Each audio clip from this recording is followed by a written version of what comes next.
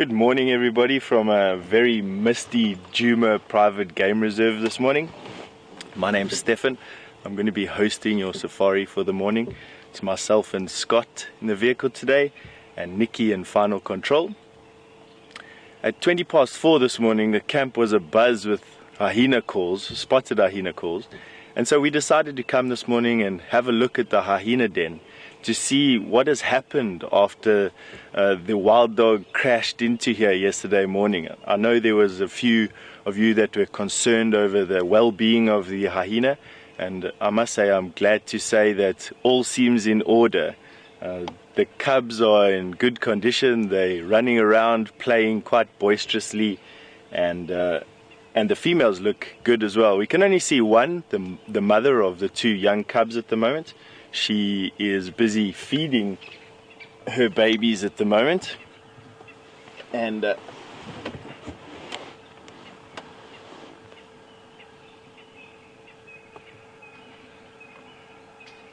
they seem to be hungrily guzzling down their breakfast.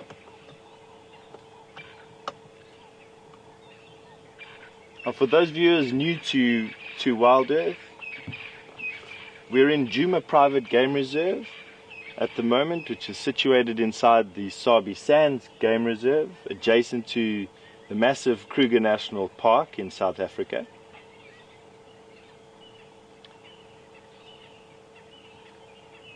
Being part of a larger reserve has its pros and its cons, but one of the cons is that, or one of the pros, I should say at least, is that we've got a beautiful property to drive around on and access. As many of you would have noticed, before we can drive off-road, we can access hyena dens like this and sit here undisturbed, watching Mother Nature unfold her story in the mornings.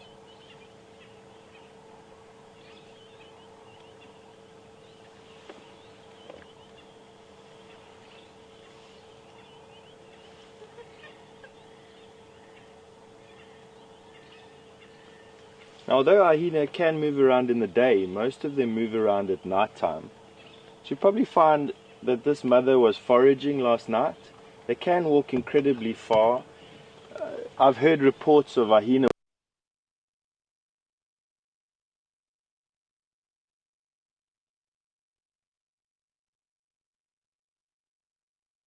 in the desert areas of Africa. They will hunt for themselves, contrary to popular belief, but it's much easier to steal kills from other predators. And hyena and leopard in particular have an uneasy relationship with one another, with hyena stealing leopard kills as often as they can. So this mother is a really big mother.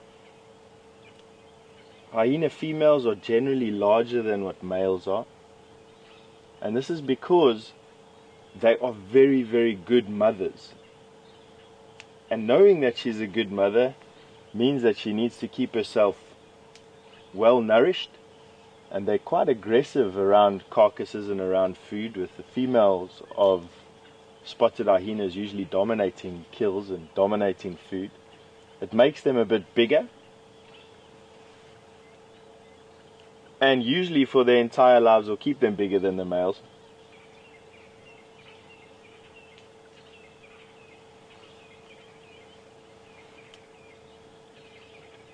I think what I'm going to do is I'm going to move the car around that side of the den.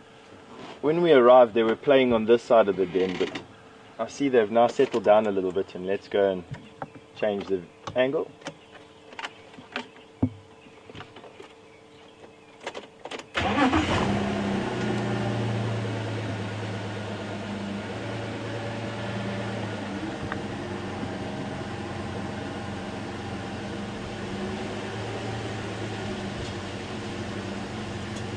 Hyena dens can be quite tolerant of us. Basically, if you just watch how the animals behave around you while you're busy maneuvering, you'll be able to judge whether or not you're having effect on these animals.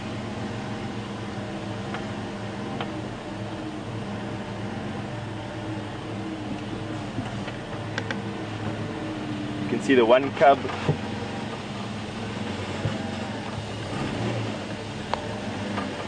directly in front of us on the left.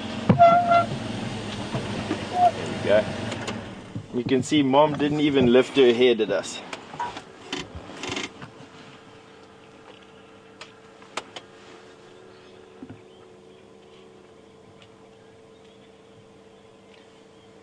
So this mom would have moved her cubs into this den. It's probably a communal den shared by all the hyena of her particular clan.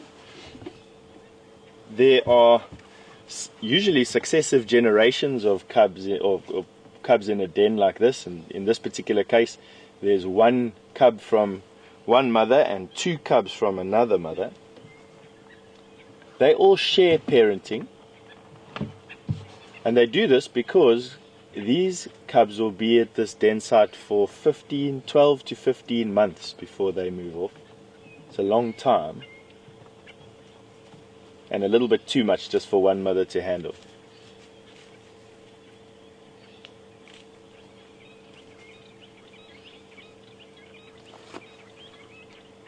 It's not uncommon for mothers to feed and even suckle cubs from different mothers. Lions do exactly the same.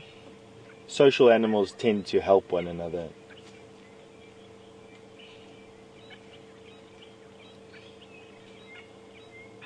As the cubs get older and they need more filling meals, you'll find other members of the clan actually bringing meals to them.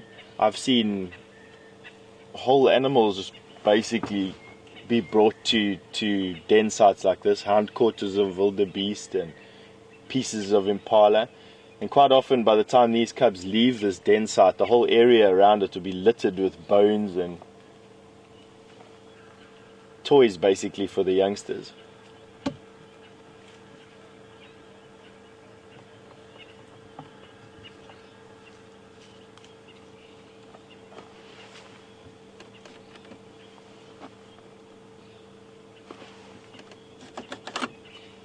Go right ahead.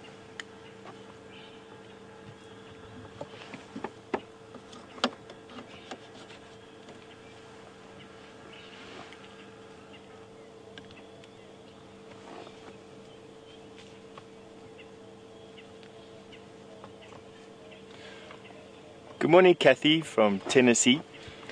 Quite a nice question there. It was, why do we never see adult male hyena around this den? Adult male hyena have no part in bringing up the cubs of the clan. So there's no reason for them to come around the den. They'll be outcompeted for food. They're not welcome around the cubs. It doesn't mean that they won't visit it from time to time. I have seen adult male hyena hanging around the outskirts of a den site, but generally because they have no real hand in bringing up the cubs, and the females are so much larger and generally so much more aggressive than what they are, they tend to keep clear and keep in the periphery. They are an active part of the clan though, and they will take part in defending the clan and marking the clan's boundaries. So here we've got this little guy walking up to us. Hyena are incredibly inquisitive, and you can see already this little guy or girl, they're quite difficult to sex actually, has that big thick neck, well developed head, and the four quarters, the shoulders of an endurance athlete, and basically just as a powerhouse to dismember the skeletons and the carcasses of large animals that have died in the bush. Primarily that's their ecological role, is to get rid of the sick, lame, lazy and the dead. An accumulation of dead animals in the bush will actually poison an environment, and the hyena and vulture play an incredibly important role in the ecology of the bush out here, that they actually maintain disease, or maintain effective control of a disease, I should say.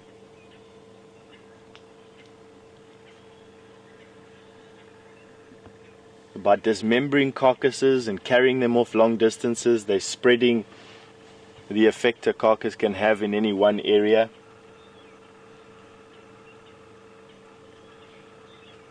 They break open carcasses with those incredibly strong jaws and neck muscles, which allows other smaller scavengers to come in and finish off what they don't. But all that takes exercise, and you'll notice that this little cub, their inquisitive nature is quite often leads them to chewing and wrestling things. I have no doubt that this little guy is going to be picking up a stick or a branch soon. As is so often the case with my predictions, they'll go and do something completely different.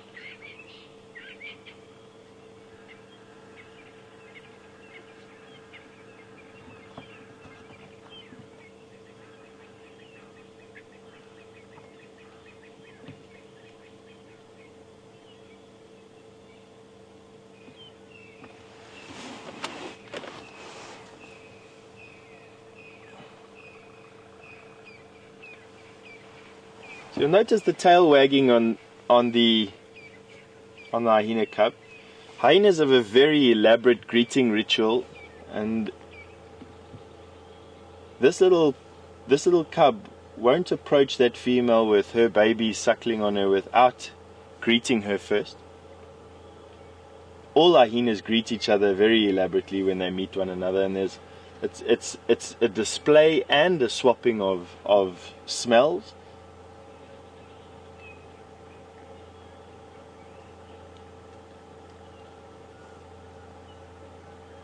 Something's piqued the interest of the female. She's got her head up. We can't see anything, I can't hear anything, but you see the little cub full of confidence. Oh, there we go, there's another hyena that's just arrived on the scene. This one's smaller than the female that's busy suckling, and may very well be one of the hyena that was involved in the fight with the wild dogs yesterday. For those just joining us for the first time, this den site was intruded upon by a pack of wild dog yesterday, and there was a bit of a scrap as the females tried to get the wild dogs away from the cubs, and the cubs tried to get into the den, I'm sure. Have a look at that. So right up to the vehicle, no fear whatsoever, just as it should be. So you'll notice a very exaggerated sloping back.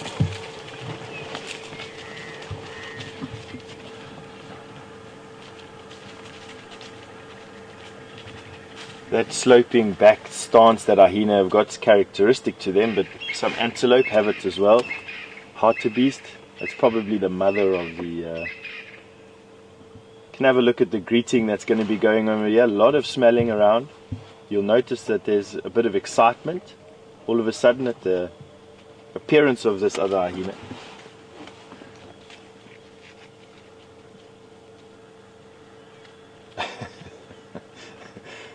Oh, these little guys are so cute. Hyena are my favorite animal, that and honey badger, and it's because they're so animated.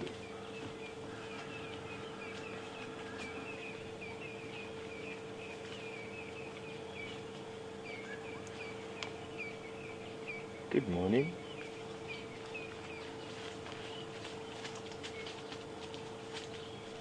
So I see this hyena doesn't seem to have any wounds on her. Okay, have a careful look what's happening there. It's a very, very interesting behavior that you've just seen that hyena do there. That's called pasting. I have an anal gland that secretes a paste. It's an olfactory signal to other hyena that says, this is who I am. Watch, have a look at this little one. They react, and she's also, it looks like she's also going to go over and try and paste. There we go. Hyena never fail to inspect a pasting. You'll notice the gland comes out, the grass stalk goes over the gland, and this quite sticky, very smelly paste. There they're just rubbing their clan scent all over themselves.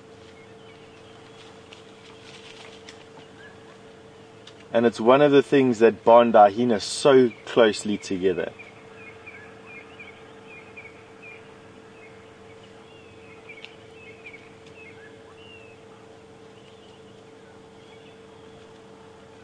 Have a look at that. That's not behavior that you see often at all. We watched an adult hyena paste, and now we've just watched the cubs paste. Yeah, I've certainly never seen that in all my time spent at the den site, Steph.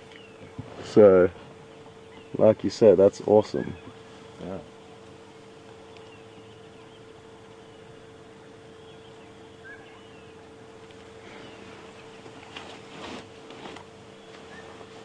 Brown hyena, these are spotted hyena. Brown hyena, which occur over a wider part of Africa, they have the most elaborate olfactory scent marking system that exists, as far as I'm aware. And they actually have two ways of pasting. They paste a whitish extradite, and they also paste a black extradite. One of which is just to affirm that they've been down that particular riverbed or that particular area and there's nothing there. The other one is to say, I'm from this clan, I'm male and female, I'm this old, and who knows what other information comes out of that. Spotted hyena, you hardly ever see their pastings. It's usually just a slimy excretion on the grass stalks. You definitely smell it if you walk through it and your legs have to brush up against it.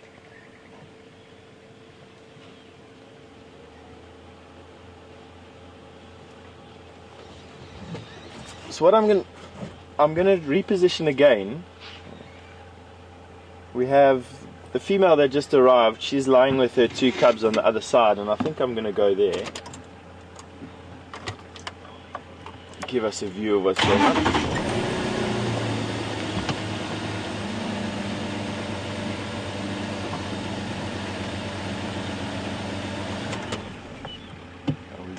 We just have another vehicle joining us in the sighting.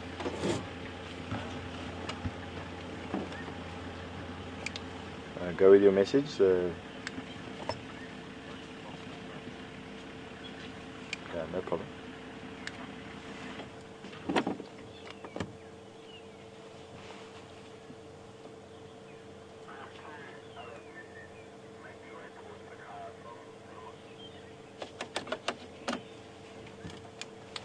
Go with your message.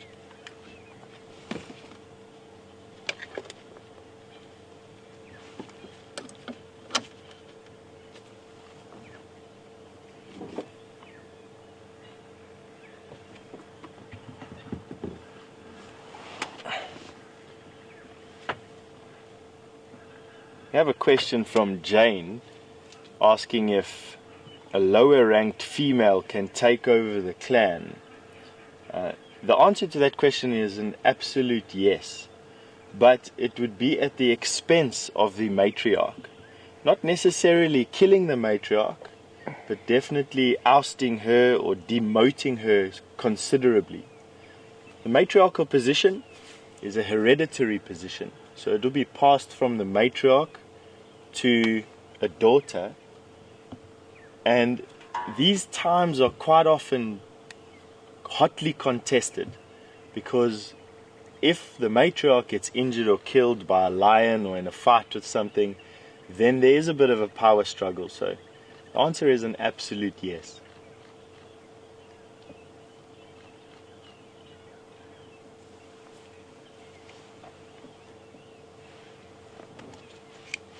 Mobile with a 2 PC on Philemon's dip. There are 2 mobiles in this particular lock at the moment. PC Kaya off of Philemon's dip.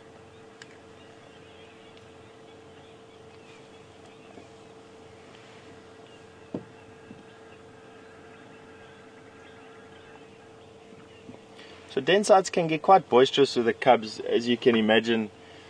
Having yourself once you've been feeding for a whole night, or walking a whole bunch of kilometers, and then having to come home to feed the kids and then try and catch a nap before foraging again. It can get quite frustrating for the females. Quite often the females will come, check on the cubs, they will feed them, have a bit of playtime, reassure the cubs, and then they'll actually move off. And the cubs will move into the den. Now, hyena don't dig their own holes in termitaria, or in the Sabi Sands at least. Their den sites are almost in termite mounds, almost always in termite mounds. They excavate holes that are already there. Now, hyena siblings, it's for all their boisterous play and their activity and their curiosity, it's quite savage being a hyena. When twin females are born to the matriarch, quite often the bigger of the two cubs will actually kill the younger one. This practice is known as siblicide or canism. And it happens in nature, it happens in eagles as well, some other birds, but it happens to ensure that there's no dominance struggle as the cubs get older, and that there's a very clear lineage from matriarch to successor. And this is all for clan strength. You want to have a united, strong clan, and although it might seem a bit savage to us, hyena societies are some of the strongest bonded societies in the animal kingdom, and together they're very successful. You find hyenas in almost all of the national parks. You find hyenas outside of the national parks, which is rare for large carnivores. For instance, lion in Africa we have another hyena arriving. Lion in Africa are almost exclusively only found in national parks. You'll notice what happened there. Okay, have a look, and you'll see the one hyena went straight into a submissive posture. So they're greeting one another there. You'll notice the hyena on the ground, she's very submissive. Now the hyena that was nursing the cub was obviously a lower ranking female. And this is either the matriarch or she's the mother of the cubs. Quite difficult to tell with hyena. They're actually quite difficult to tell apart from one another unless there's a notable scar or a notable feature on their bodies. That tail curled up and that very alert posture there, it's just showing some excitement.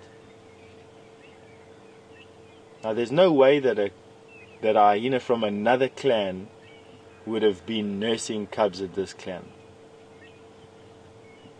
So the other hyena is definitely from this clan. She's just obviously a lower ranking female than the one that came in here now. Now I do see some bite marks on that hyena.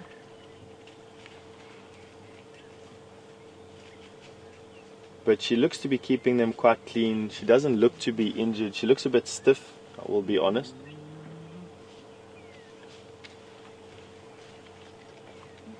But after a pack of wild dogs barreling in here and her having a fight, obviously her having a fight to give her cubs the best chance of survival and to protect her clan to stay as matriarch, she took a bit of a beating from the dogs, but it doesn't look like she's bad at all. She's just a bit stiff. Go right ahead.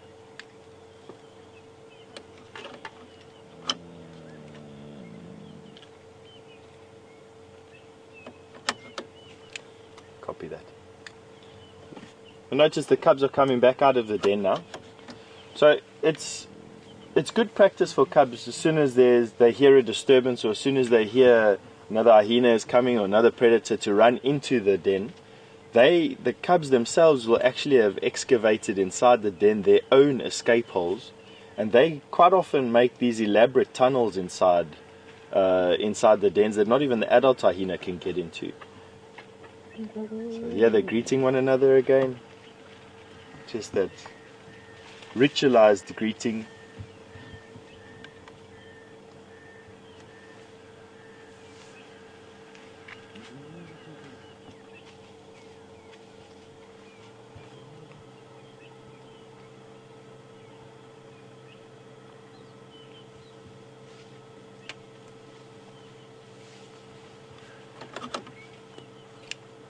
You're welcome.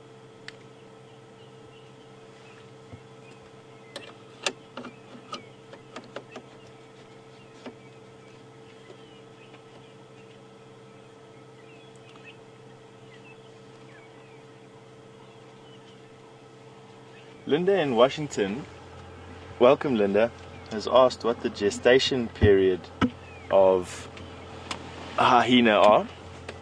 And it's relatively short, even though the cubs come out all formed. They come out basically covered in hair. They do come out blind. The gestation period is 90 to 100 days, somewhere there. Almost all the large predators have gestation periods of roughly 3 months. And that's because when you're running around with a belly full of babies, you run the risk of exhausting yourself, in which case you'll do harm to your babies. You also run the risk of injury when you're tackling large prey or getting into fights over territory or getting into fights with other large carnivores. And so most predators have den sites. They have their litters and their babies are kept safe in a den and moved from time to time until, in this particular case, the babies can come to a communal den where there's lots of cubs all looking after one another and almost always an adult in attendance somewhere in the area.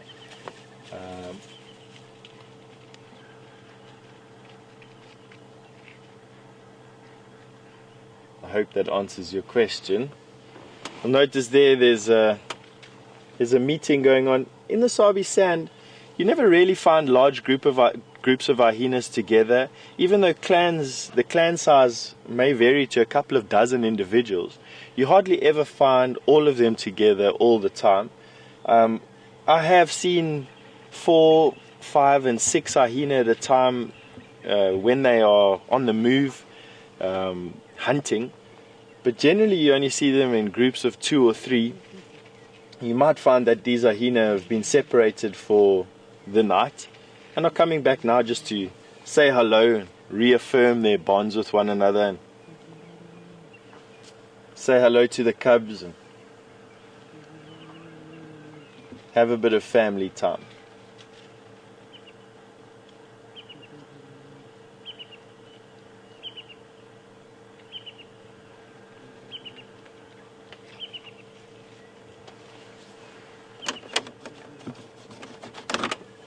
Go right ahead.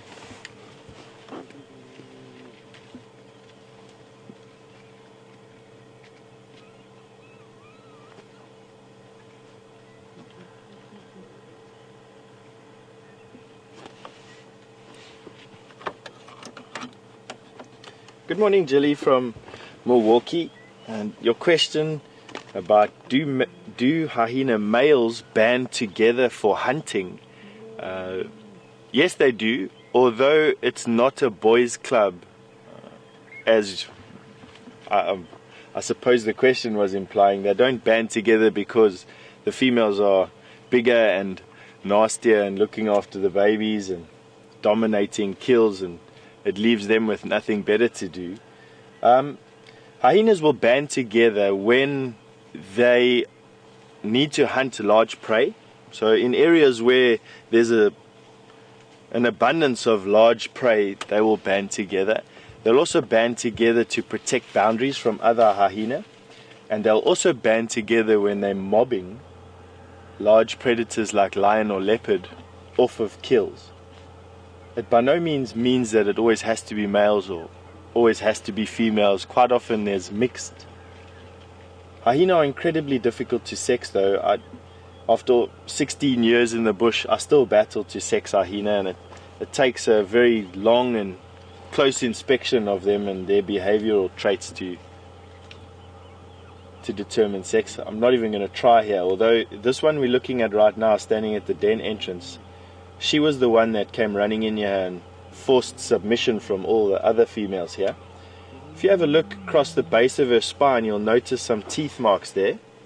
For those of you with some sharp eyes, they're the white puncture wounds that you can see. I would think that she's almost definitely the female that was harassed by the wild dog yesterday. Now, they're really tough animals. She's not stiff, she's not limping. When she ran off, she was a little bit stiff in the hips, but nothing to be concerned about. You can see that she's in perfect health. So the den is well defended. The hierarchy seems to be intact.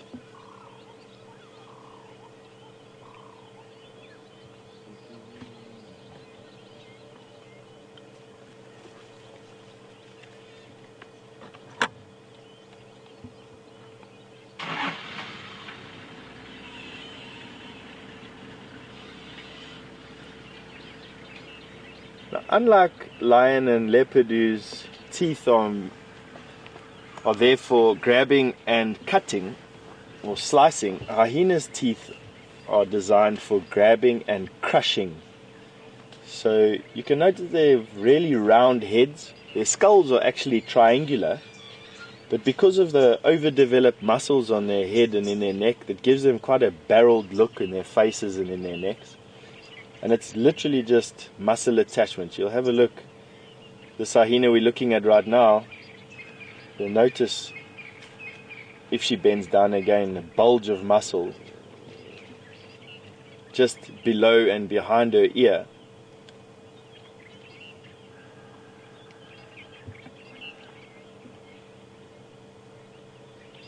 Really well developed forelegs. Having smaller hindquarters and smaller feet at the back, and that sloped appearance or that sloped spine gives them amazing leverage. And I've seen them dismember elephant carcasses, giraffe, buffalo carcasses that would take 10 people to do.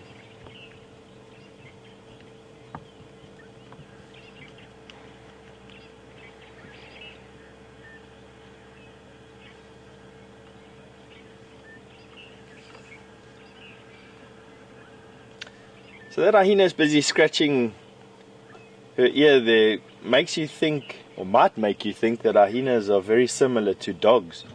But in actual fact, from a taxonomic point of view, hyenas are actually closer to cats, with their closest relative.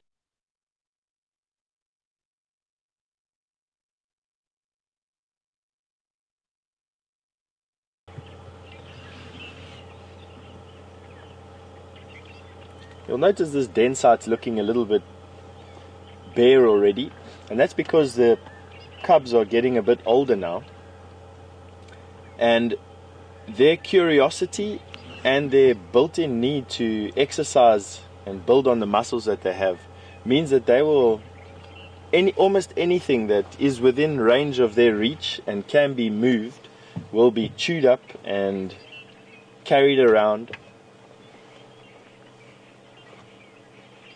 And that does tend to leave den sites in a bit of a messy affair. Hyenas will move den sites. They won't just have one den site. They'll move den sites often. And there's a bit of speculation as to why they move den sites. You know, a build-up of detritus, bones and feces around the den site means that this becomes a very clear indication to other predators that there's hyenas here, and it might pose a danger to the cubs. There's also speculation that fleas and other parasites build up inside the den and they become intolerable, and so the mothers will move the cubs from den site to den site. I think there's a combination of factors. I think there's a good chance that it's a combination of both factors.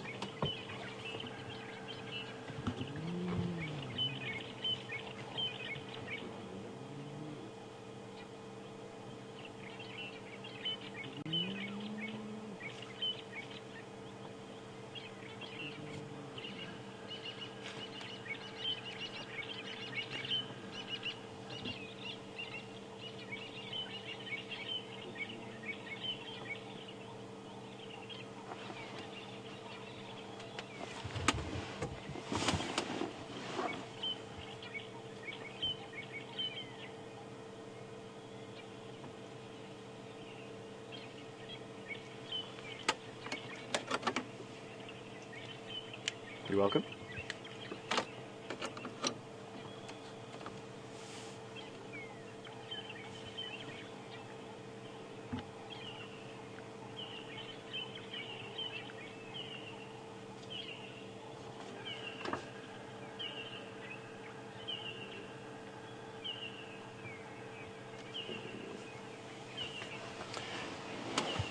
Good morning, Caroline from Missouri. Caroline's posed an interesting question. It doesn't look like there's any meat around the den, and it doesn't look like any of the females brought any meat with them. So at what age do the cubs start eating meat, and at what age will they start accompanying their parents and the rest of their family and clan out on hunts? Hyena mothers are incredibly good mothers. They will end up suckling these cubs for anywhere from 1 year to 2 years, depending on the stature of the female or her rank. But these little cubs will start eating meat anywhere from 15 to 18 weeks. They will start foraging on their own from about 15 months and will become active clan members anywhere from 15 months to 24 months. In other words, they will start adding value to the clan.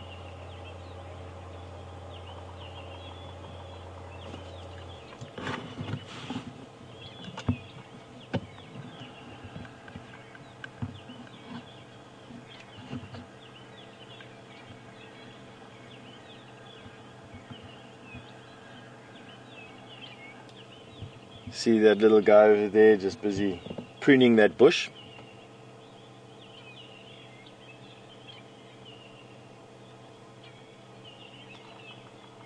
Coming back to the hunting question, what that little cub there is doing doesn't look like anything but play, but in actual fact everything is just practice for one day when they're going to be exhibiting very similar behavior, pulling down large prey.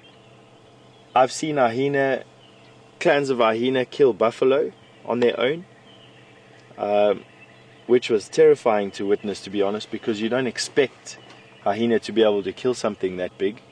I've seen single hyena pull down kudu, which easily outweighs them 3 to 1, in some cases even 4 to 1.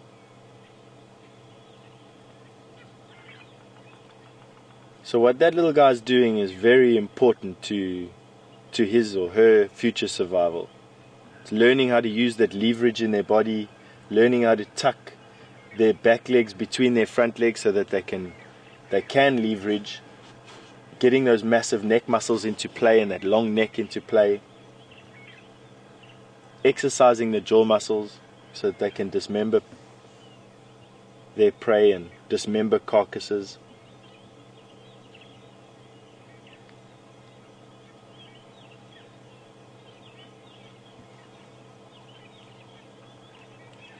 And all returns to calm at the hyena den.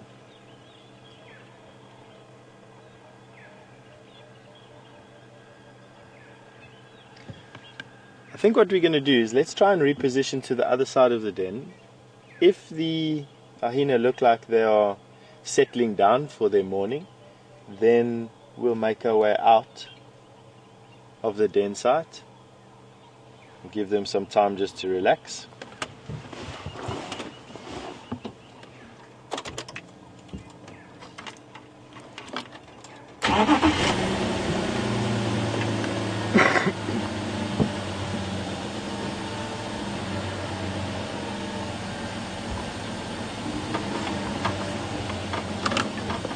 You're welcome.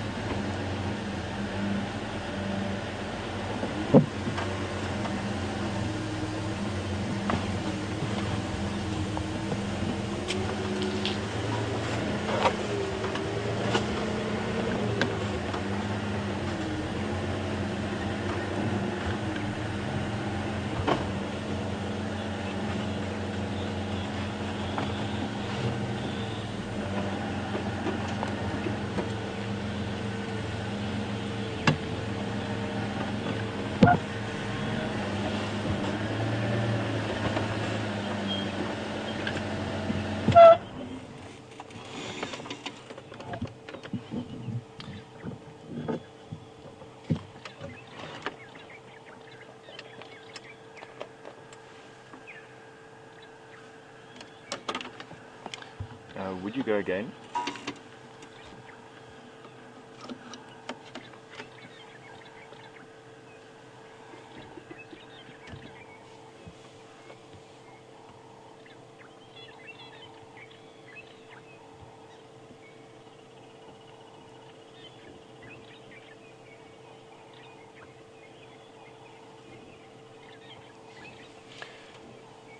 Good morning, Kevin in Boston.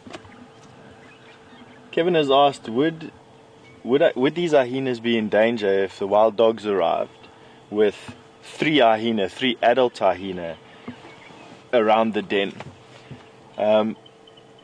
It's always difficult to answer a question like that because you don't know how many hyena would stay in, and how many wild dogs may arrive.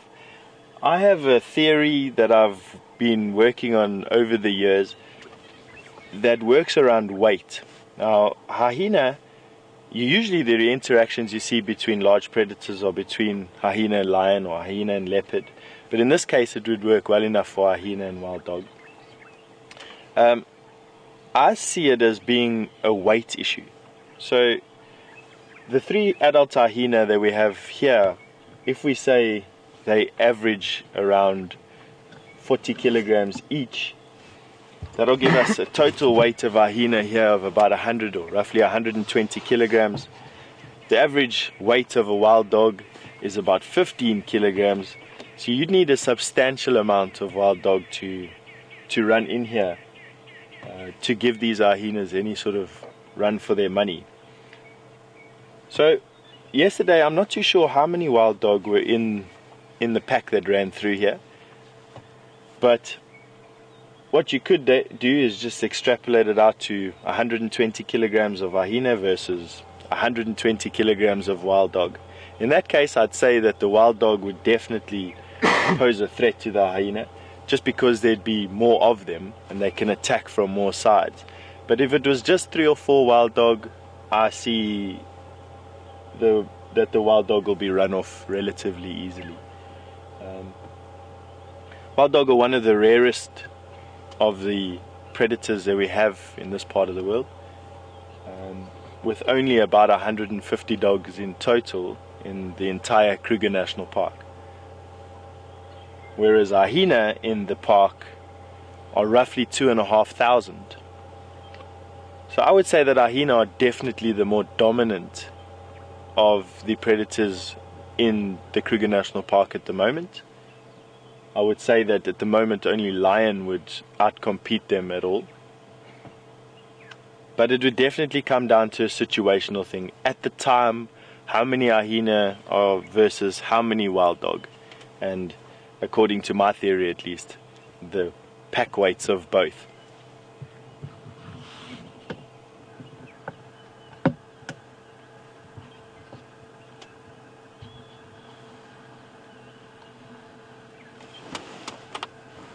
So these hyena have settled down now.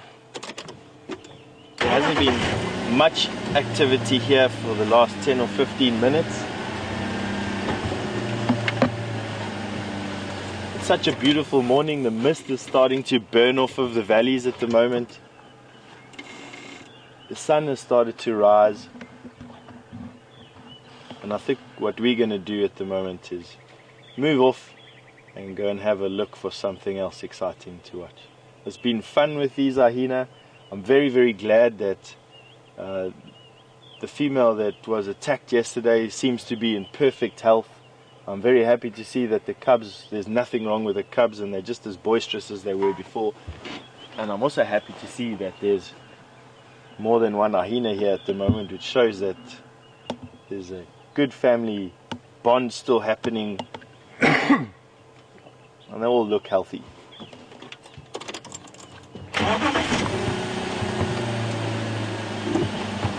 So we wish you a good morning. Enjoy resting up.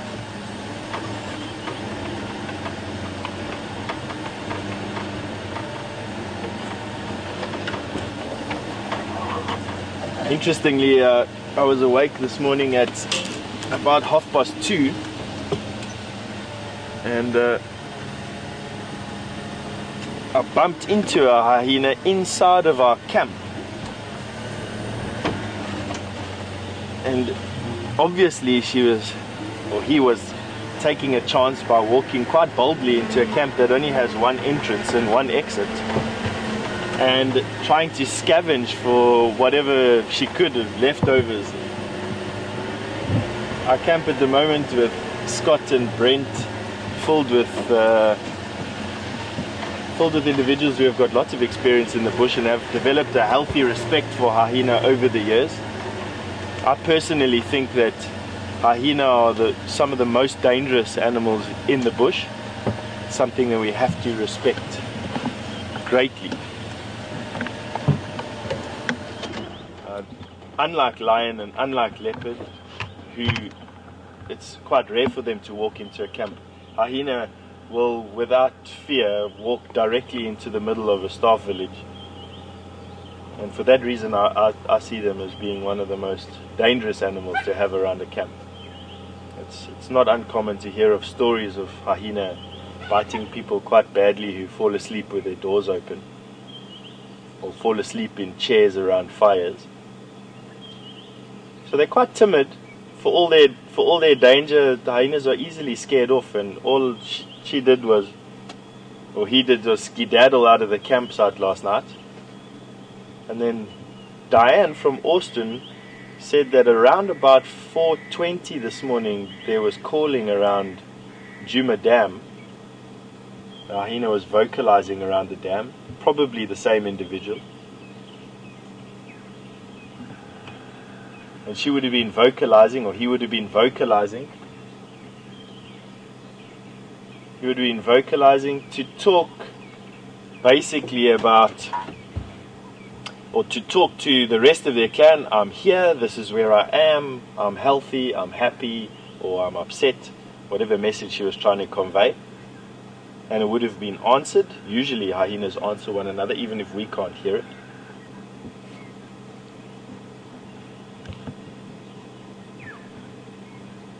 And it was one of the reasons we decided to come to the den site this morning. It seemed like everyone was getting back together.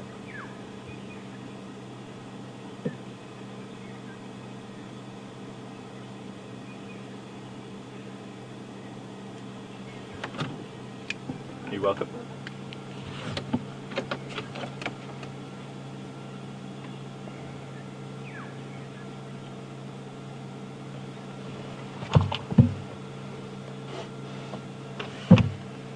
Good morning, Tom.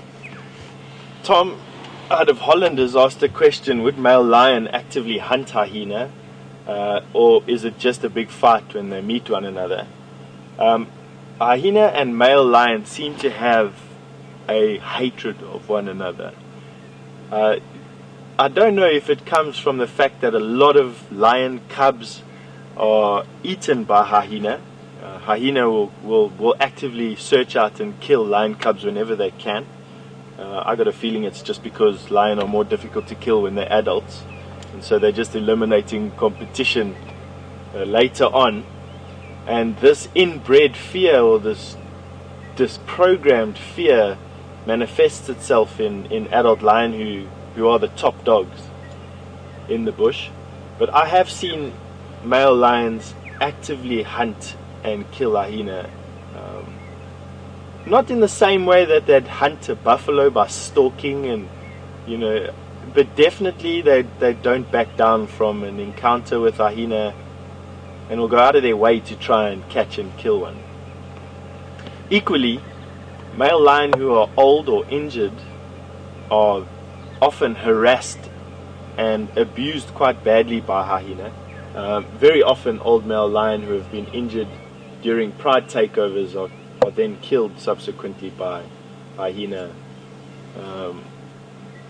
So there's definitely massive animosity between the two. There's definitely, they go out of their way to kill one another whenever they can, whenever the odds are stacked in their favor. Do they live mutually exclusive from one another? No. The male lions who call this place home, as much as what the hyenas who call this place home, all live in the same neighborhood. The lions that have grown up in this area are intimately familiar with the hyena, and the hyena that grew up in this area are intimately familiar with the lion. and this stretches across generations. And because the area we're in at the moment was never anything else except a wilderness area, it was never farms that have been reclaimed, it always, forever has been a wilderness area, you find that the lineage here might go back thousands, even tens of thousands of years. Lions hunting hyena, hyena hunting lion. Never-ending power struggle. All over resources. They all eat the same food, even though they fill slightly different ecological niches. Essentially, they're all after the same resource.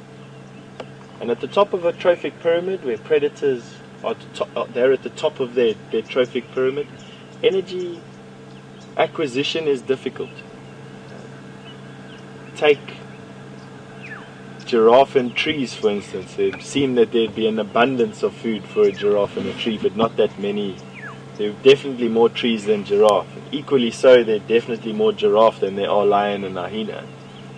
And that's simply because there isn't enough energy at that level to sustain massive amounts of lion or hyena.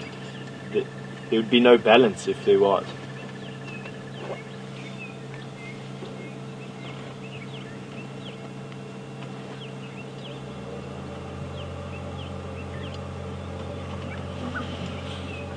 Arguably my favorite animals. They're always busy with something. They're never just sleeping.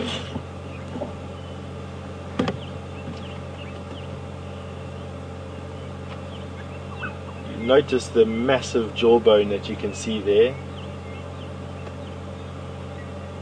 Once again, just another testimony to the strength and the power that these animals exhibit. You can see her canines there. Quite blunt. Not as sharp and as recurved as lions or leopards would be.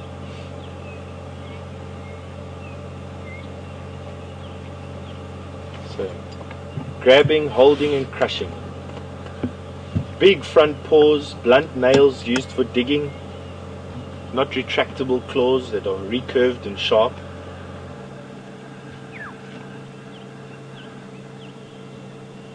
Oh, that's beautiful. Many of you might disagree with me and think hyena are ugly and quite devious, but I find these animals fantastic. And in African traditional folklore, hyenas are seen to be magical. This individual seems to have had enough of the den and is now going to move off.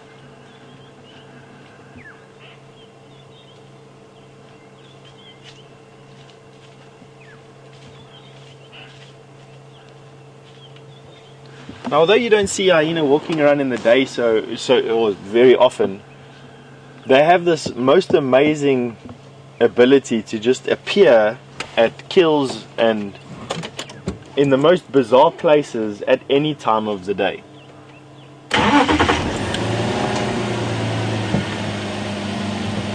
And you quite often, when you're walking around in the bush, startle them lying up underneath bushes. They definitely get around.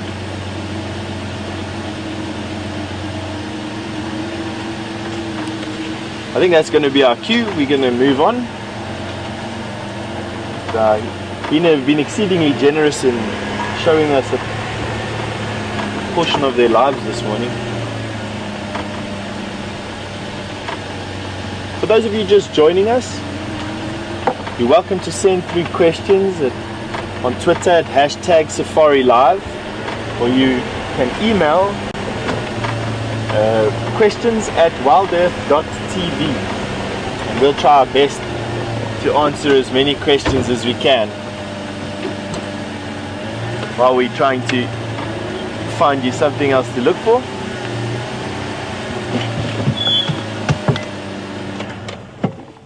It never fails to amaze me, these spider webs. They're quite difficult to see, but because of the mist we've got this morning, we've been gifted with this look of a tropical tent web spider. Now, she's lying in what they call negative geotaxis, which is a massively complicated word for me. But basically what it means is she's in the middle of her web, she's upside down, in the middle of that shiny, silvery, massive web close to the bottom. The rest of the web, everything above it, are called entanglement lines. They're not sticky silk. Basically what it is, it's there to entangle and entrap an animal, which forces the animal to fall between those lines into the net or the tent at the bottom. She then, from the bottom of the web, and quite safe away from kicking spines and biting mandibles, will strike and envenomate her prey. She then draws the prey through the bottom of the web, and she'll eat it at the bottom, discarding whatever she doesn't want to eat on the edges of the web, quite often leaving these grim trophies. She doesn't seem to have too much though. Now spiders, silk is one of the most amazing things in the animal kingdom. From marine creatures to insects, all through the animal world you find silk. Spiders have got a particularly, or have developed a particularly pretty way of utilizing silk. They spin it out of spinnerets. It's a liquid, comes out of a gland, or several glands in actual fact. 7 different types of silk get produced by these glands, and they can be mixed and matched in an incalculable amount of ways. Right in the beginning I said that the strands at the top of this web are not sticky. They're quite solid, they don't break very easily, whereas the strands in that silvery mass at the bottom are very sticky. She can even get stuck in her own web. Some spiders are covered in very fine hairs which stop them from getting stuck in their own webs. Others exude a type of oil which repels the web. I'm not too sure what this particular spider does not to get caught in her web, but I'm sure that hanging upside down just by her feet stops most of that. So tropical tent web spider, the name given to her is from the circus tent-like structure that you're seeing there in that silvery mass. Awesome. I have a question for our viewers. What insects do you think this spider catches? So if you had to look at that web, if you had to think to yourself what you've seen and what I've told you, predominantly what is she trying to catch in her web?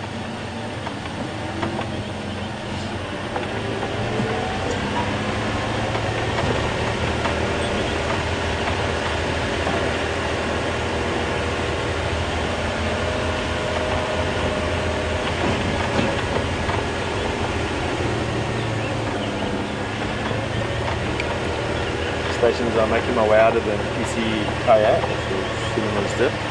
There's an open up.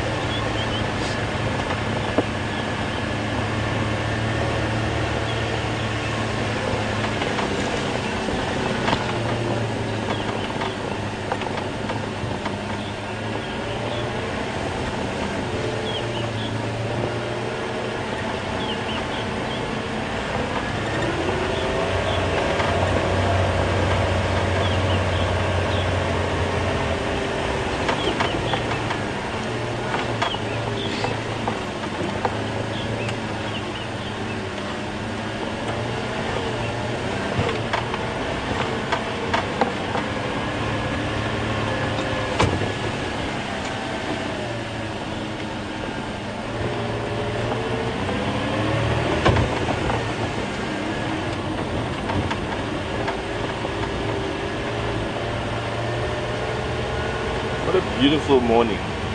Generally these mornings that we have in May are typically misty. One of my favorite months of the entire year is May. May and January are my favorite times of the year. May because the grass is already starting to lie flat and animals are still healthy after a nice long summer and it's not too cold. And January because of just the sheer abundance and diversity of life that we have in the bush around us, even though it is quite hot and muggy sometimes. But my favorite time now. The mist is starting to burn off. I have no doubt that it's going to be a scorcher a bit later on today.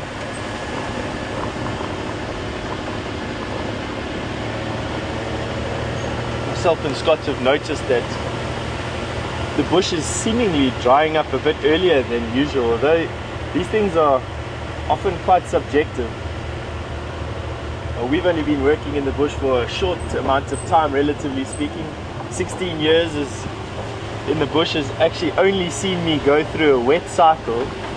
About 2 or 3 years before I started in the bush, there was a drought here, and you'd battle to believe that the pictures I have seen of 16 or 18 years ago showed absolutely no grass between the trees at this time of the year. Just sand.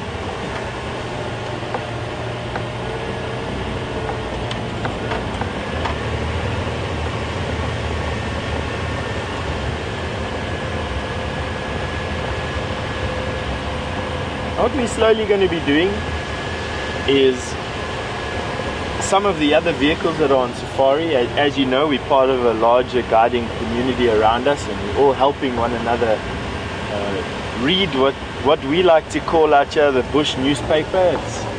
It's quite complex and very elaborate. No one person can read everything at once. But some of our teammates have been with a leopard. For those of you who know the reserve up near Mamba Road, it's incredibly thick there, and they've lost and refound this animal over and over again. But we're going to be making our way into the area soon to go and give them a hand and hopefully relocate and identify what cat it is and what's he been up to, what he's up to, not has been up to.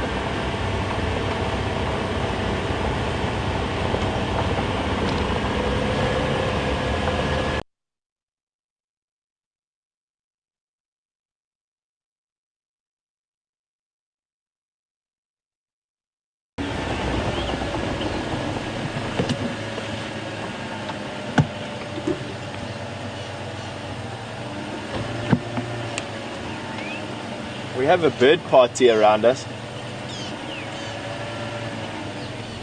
Our birds often feed together in parties, not all of them feeding on the same food, but for some reason they enjoy flitting through the bush in these groups, 4 or 5 different species all together.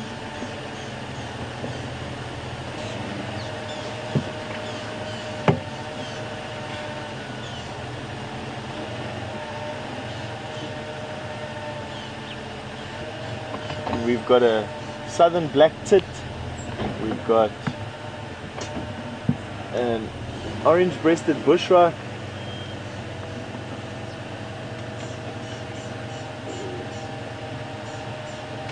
we've got a tawny-flanked perinia. Quite difficult to see, unfortunately, I'm sorry. It's even difficult for myself to see.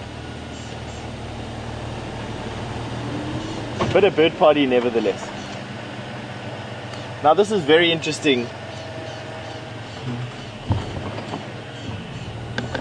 Let's see if we can get it into the the view. I'm going to point out to you what we're looking at over here. But this tree right here is one of the hardest trees that we find out here, the densest trees. We're looking at a roughly 1,500 kilograms of density per cubic meter, whatever that means. I'm not clever enough to understand that particular definition of hardness, and I'm going to take a quick walk up to the tree because the name that this tree is given is because of its wood.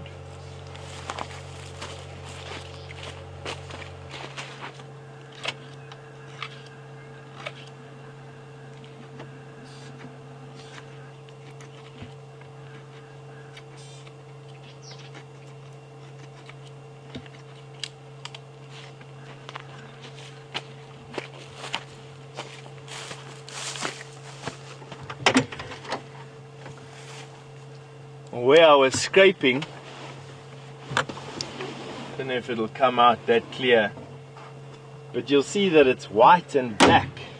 This is called the zebra wood.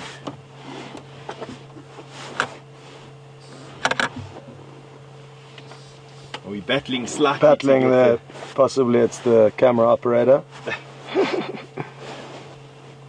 But it's the zebra wood nevertheless, and it gets its name from the black and white stripes that the wood is marbled with. A fantastic wood to work furniture from and to make fires from, in actual fact, because it's so hard. Behind it, and slightly out of focus, is the softest wood we find out here, and that is a cork wood. And apart from the leaves being browsed by some animals, nothing much happens at all with this tree. Leaves and the berries are used, but the wood itself is so light and so porous as to be almost useless.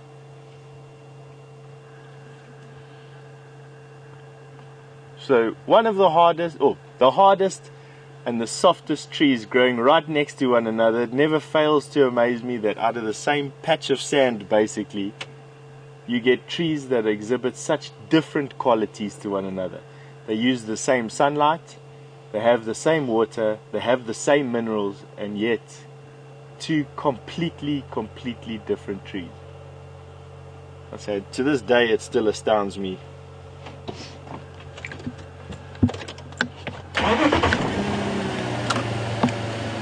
You're welcome to go ahead.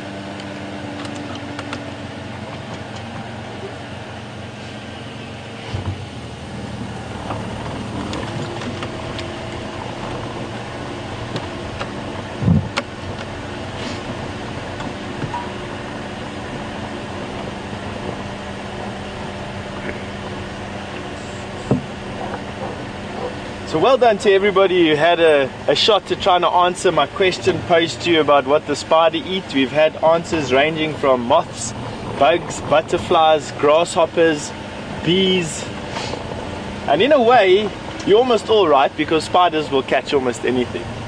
But that particular spider is geared to catch insects that hop and fly and land on branches. Those incredibly strong entanglement snares are there to catch incredibly strong prey and to immobilize it while she bites from the bottom. Now, the only insects that exhibit that particular type of behavior out here are locusts and grasshoppers. So she doesn't catch the biggest locusts, but she definitely, for the type of web that she gets, catches locusts. That's what she catches. So well done to all of you that had grasshopper or locust.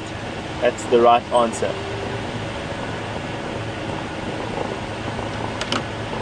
You're welcome.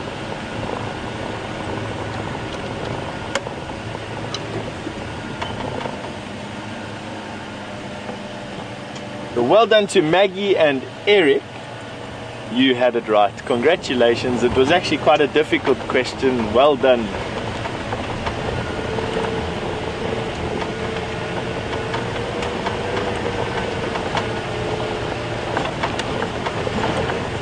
Go right here.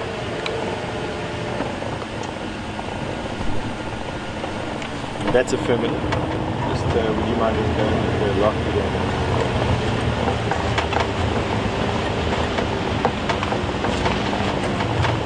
Copy that, thank you. I'm on Weaver's Nest at the moment, approaching from down. I'm going to be approaching from the south.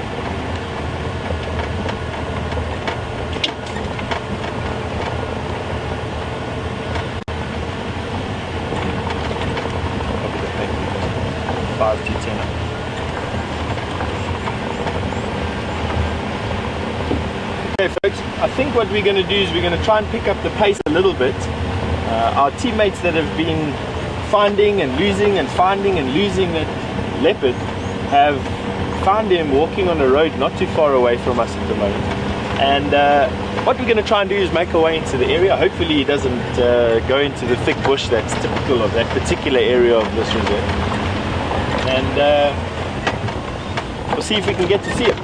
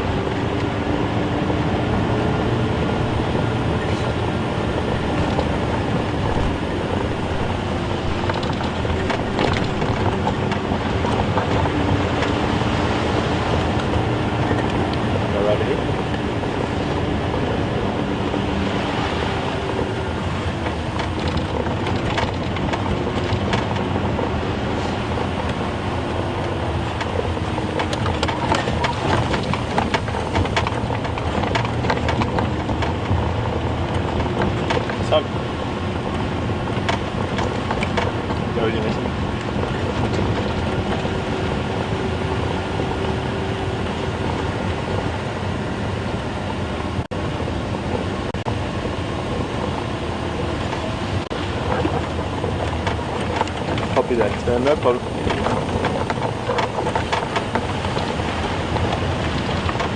So I'm hearing that there's quite a lot of chatter on Twitter concerning what the lions were up to with the buffalo last night. And please excuse me for not filling you in a little bit earlier. But the buffalo were heading in an easterly direction last night out of Juma's property into a neighboring property. They were picked up this morning without the lions in tow, and at the moment they haven't been able to relocate the lions. So that says one of a couple of things to me. Either the lions have caught a buffalo and are busy eating it and the guides just haven't found it just yet, or what's happened is the lions have lost interest, or the buffalo moved out of their territory and they were unable to follow. The buffalo had moved out of their territory into a different lion's territory. So at the moment the buffalo seem pretty unfazed. They are in a different property, in a neighboring property, one that we don't have access to. And the lions, we've got a couple of guys that are following up on their tracks. Seem to have also left our traversing area. But not to worry, these things change daily. They've got an hour, and until we know conclusively where those cats are, rule out the possibility of just around the next bend.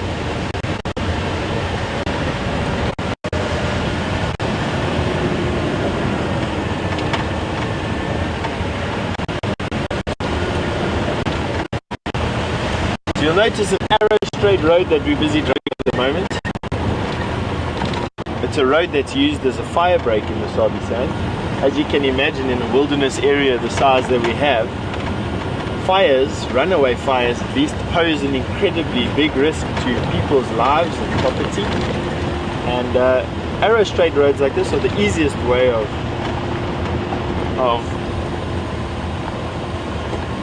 maintaining effective control of these fires. Last night the sunset was colored in the east purple by clouds of smoke from a fire that seemed to be burning in the Kruger National Park. I don't see any fire on the horizon today, so obviously they got it under control last night, which is good. It's not uncommon for guides to be called in emergencies to come and have a look to come and help and come and have a look out for runaway fires. Quite often I've worked right through the night fighting fires. They start this time of the year, and it's a danger all the way until the first rains. The first really big rains happened in September, October. It's something that we all quite alert for out here is fire. It also is a handy highway for us to make our way into where our colleagues have spotted this leopard.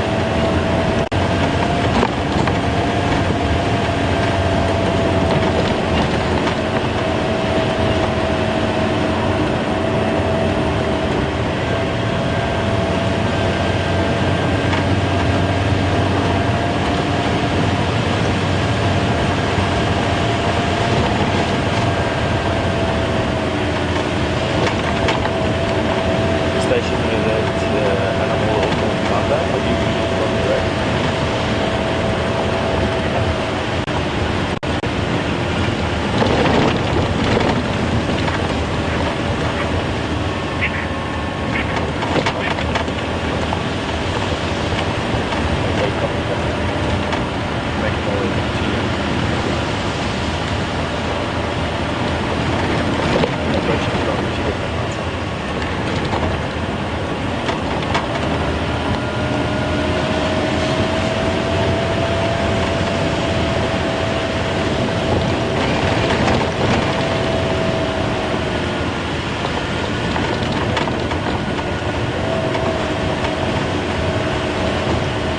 As some of you have no doubtedly picked up, it's my maiden game drive for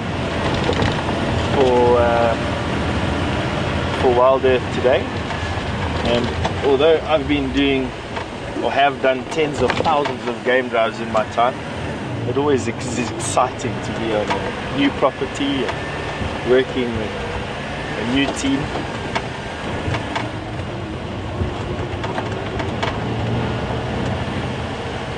And I must be honest, one of the best experiences that I've had in a long time.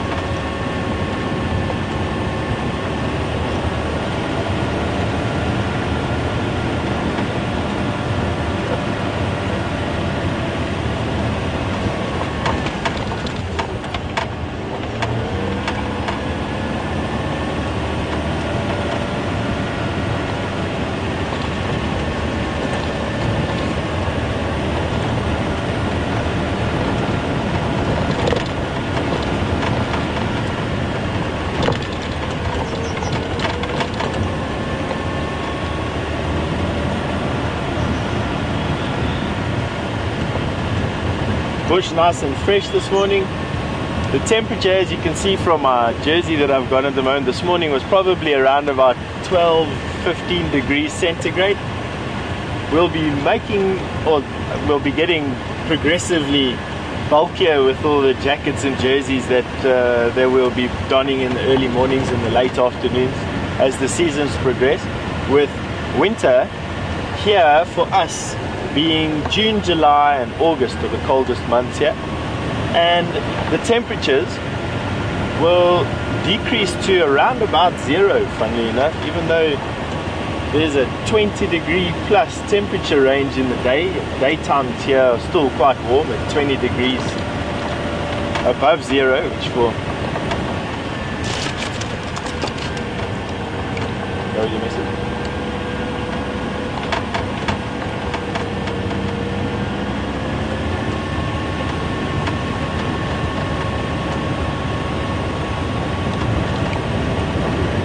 Confirm you're still in position.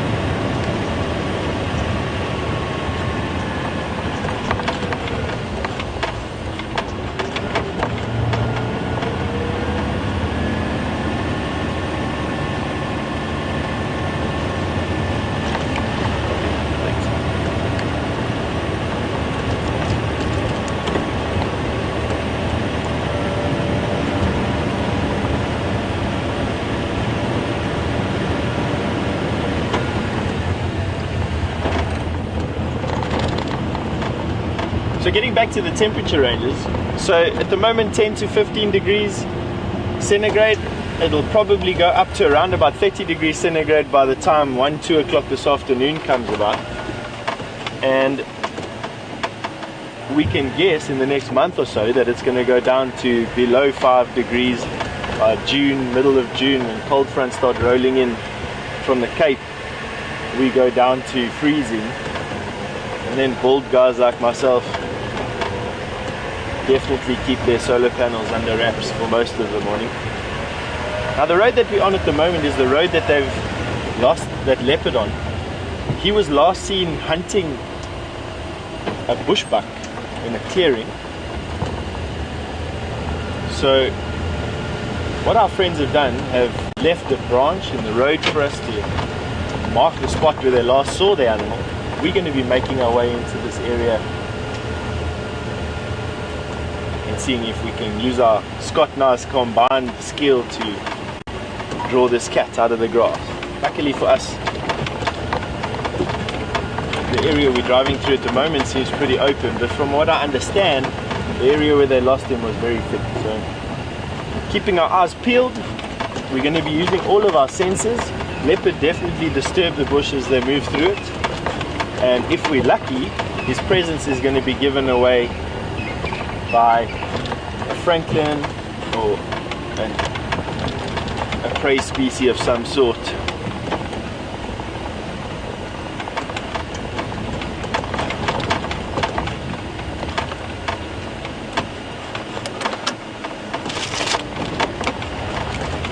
I got you busy.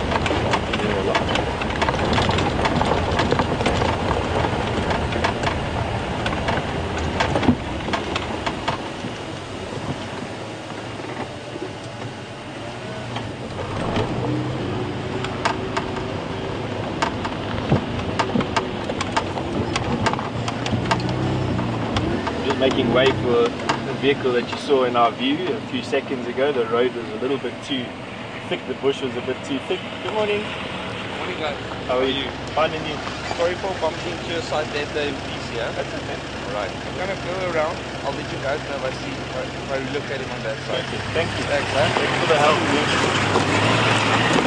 As you can see, we definitely maintain good relationships with our teammates out here. We're all part of, as you said, the larger guiding community, and we've all got people that would love to see what we can show them. Very important part of our work out here. Teamwork.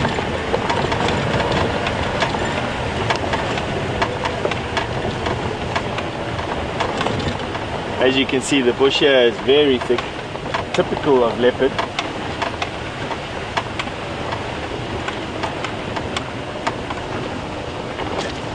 With your message, Stefan.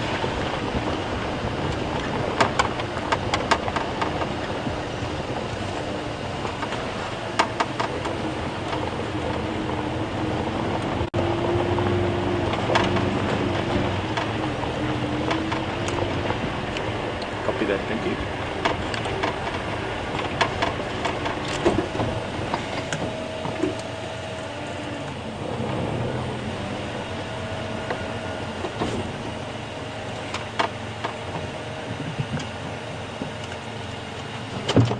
I think what we're going to do is we're going to switch off here for a little bit, and we're just going to use our senses to listen to the bush around us. To drive around bashing through the bush is going to make a bit of noise.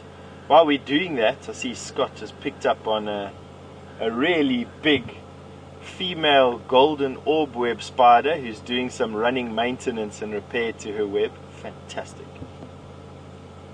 You can see a male next to the leaf. On the right hand side of the leaf above her, there's a male. He's roughly, or can be, up to 1,000 times smaller than what she is. And there's a very, very good reason for that. If he was any bigger and he made a mistake in her web, she'd think he was food and she'd eat him up. So he avoids being food by being so small as to be below her notice, and in that way can sneak up on her and mate with her without her eating him. You can see she's very elaborately sticking her silk in a pinwheel fashion around herself. It's called an orb web, and this particular spider web goes golden in the sunlight, and that's where they get their name from, the golden orb web spider. One of the largest web spinning spiders we have out here. To give you some idea of how big she is, with her legs spread out, she would be as big as my hand. So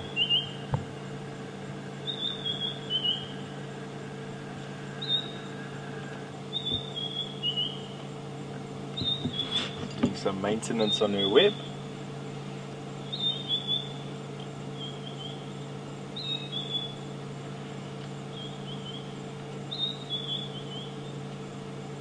Scott and myself, while we're busy speaking to you, are definitely listening to the bush around us. As I mentioned, leopard definitely disturb animals as they move through the bush. And what we're hoping to hear is a tree squirrel or a francolin, or in this particular area a nyala or a bushbuck giving an alarm call. We have no tracks to follow, so we have no idea where exactly this young male leopard has gone.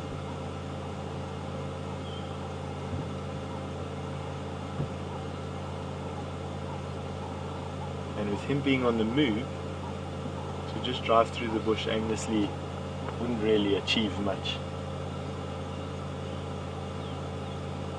We won't stay here for too long.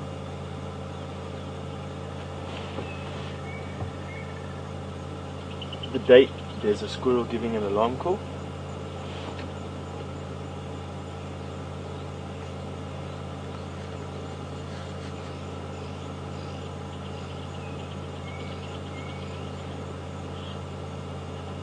So I've got a squirrel giving an alarm call in front of us. So I'm going to go and find that squirrel.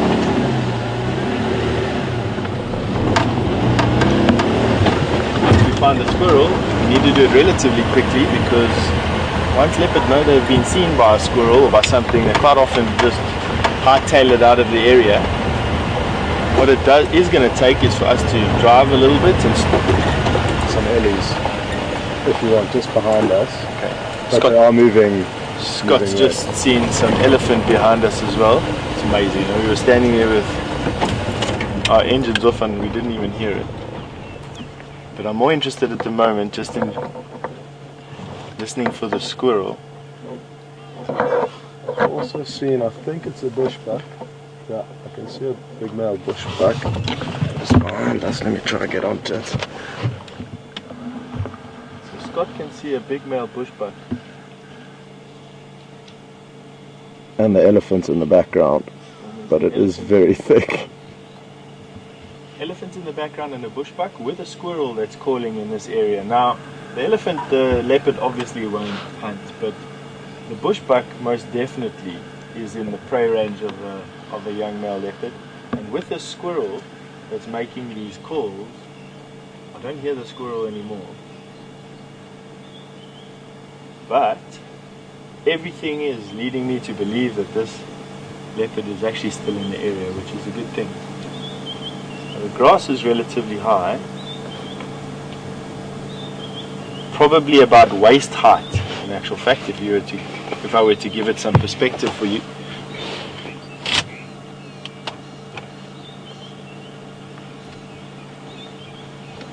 and with the color the grass is at the moment, leopard would be. There we go, running, bushbuck. Got alarm calls of bushbuck around us.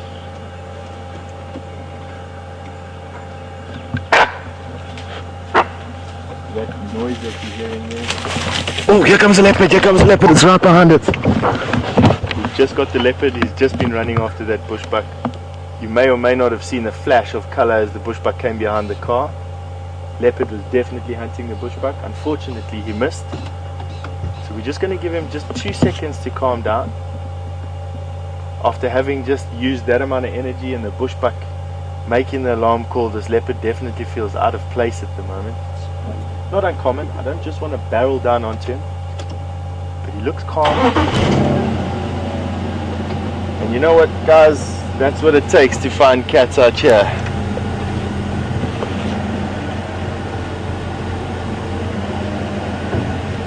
Now, leopard are only actually successful 20% of the time, so it's actually not uncommon that he missed that bushbuck. Here we have the cat we came here to find.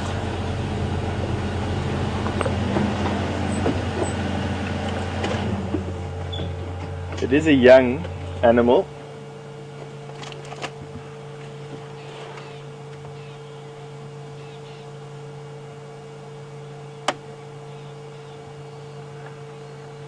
Now, being new onto the property, I know that there are 2 young male leopard on this property, Quinuma and Quarantine, and as far as I know, this particular place that we're at, in the southeastern corner of the reserve, Quarantine enjoys this particular area. That's a beautiful shot of his face there. For those of you who are adapted using the spot patterns of these animals to identify them. For those of you that are new to leopard ID, the spot patterns that you're seeing on the face, in particular above the whiskers and behind the nose, are like a fingerprint. Now he looks a bit hungry, I must be honest with you. His belly is a little bit hollow. He doesn't look in bad condition, not at all.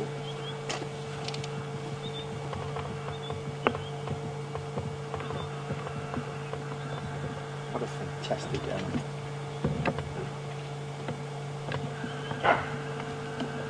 Bushbuck still barking away behind us. I'm going to turn our vehicle around. I'm going to follow him.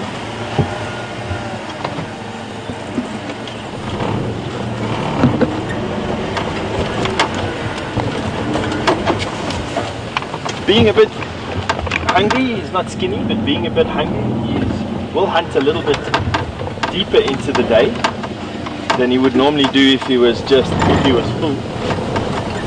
They've got quite a high metabolic rate. Leopard need to eat on average every 3 to 4 days, but do eat actually on average only once every 10 to 12 days. Can you believe it? That's on average over a whole year. Leopard and lion have been researched in the Kruger National Park for decades, and some crazy researchers have collared and follow around leopard pretty much.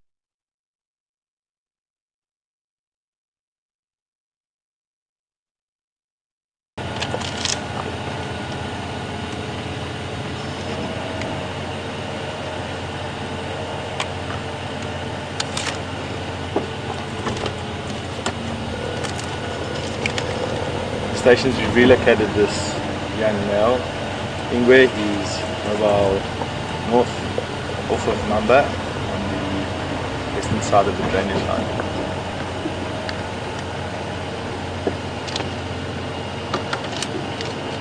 Go with your message.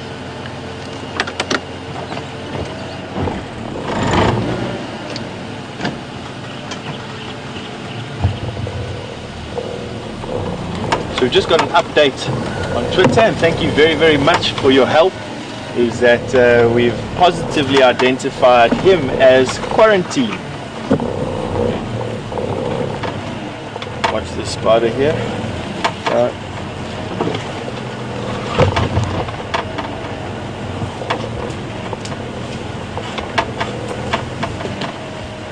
So some of you who are a bit new to leopard biology might be wondering how, of all the leopard that we could be seeing in an area, we know that this could be one of 2 cats. And it's because leopard are quite territorial. Now, he's a young cat. He hasn't really... There's another bushbuck. Same bushbuck that he keeps on hunting. I wonder if there's not 2 leopard in this area.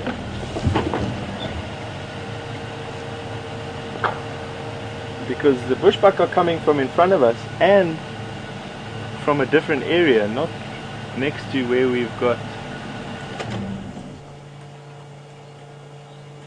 So I'm wondering if there's not another predator in this area that's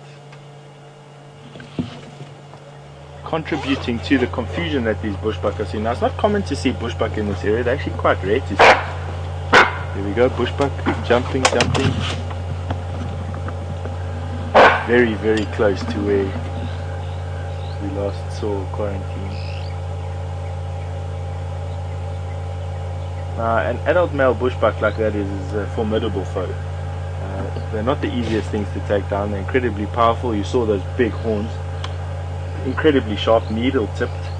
And quarantine, being a young cat, may not have the courage just yet to tackle a full-grown bushbuck, full-grown male bushbuck. Hence the lack of conviction that we're seeing from him to chasing it down.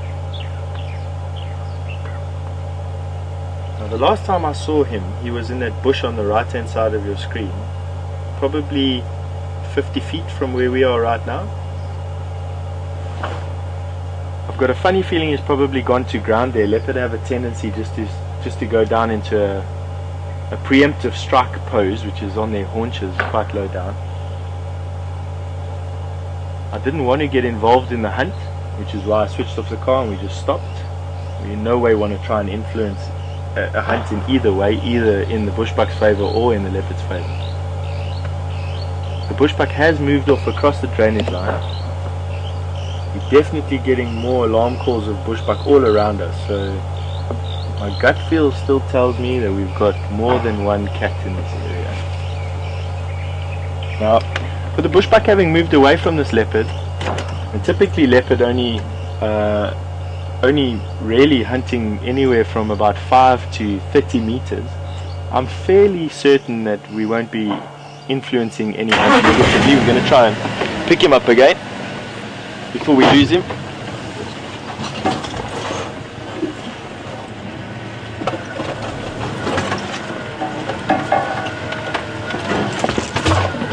Now, with another predator potentially being in this area, it might be confusing him a little bit. I know it's certainly confusing us as to where all the chaos is coming from.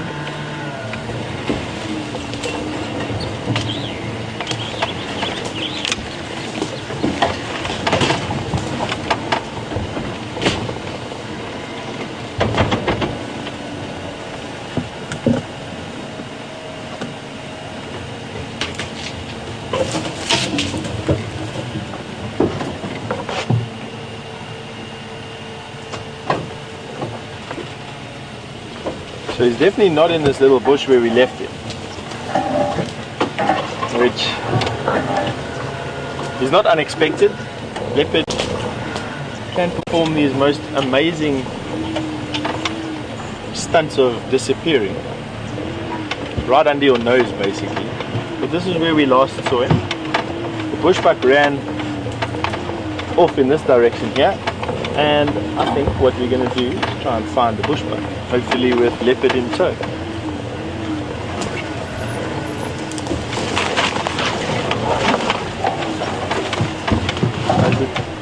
There's a drainage line in front of us. It's quite steep-sided and quite thickly wooded.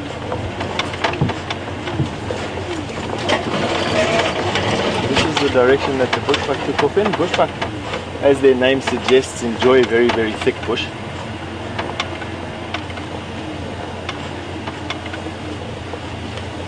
Bushbuck at yesterday, to the left at like 11 o'clock. So Scott's just having a higher vantage point. Scott's just picked up the bushbuck in front of us. Although we've got this big drainage line, which is actually where I'd expect quarantine to be,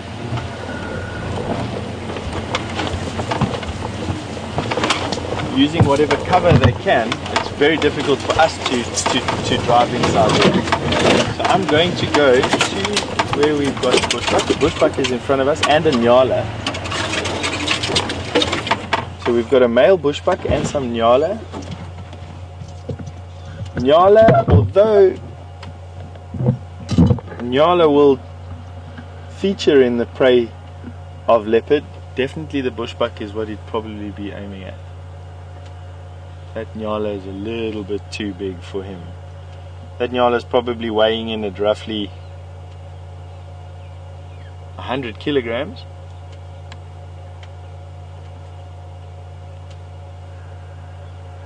Whereas that young male leopard was probably no more than 30 or 40 kilograms.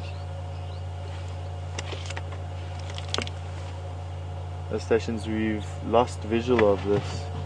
My daughter Ingwe was last seen mobile north away from Mamba along the western edge of the drainage line.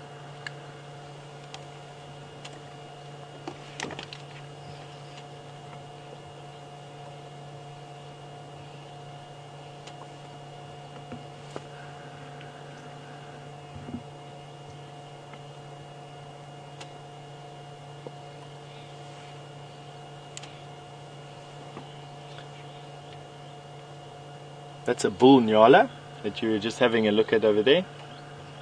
Horns, female nyala don't have horns, and they're also a more rusty color. The bushbuck that we saw was in front of the nyala. Now,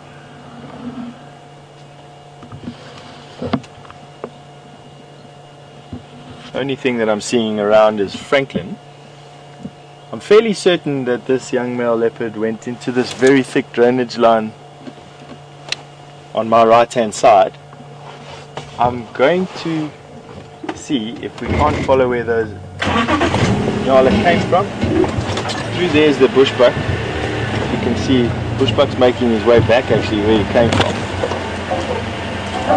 Look what we'll do.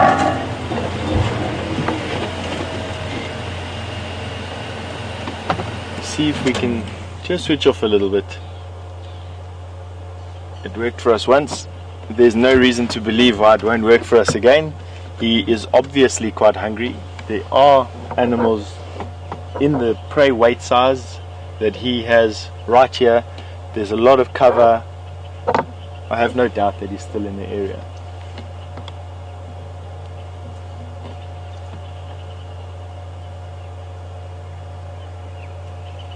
We're just going to give it 1 or 2 more minutes just to see if he comes popping out of the woodwork once those nyala have moved off a little bit.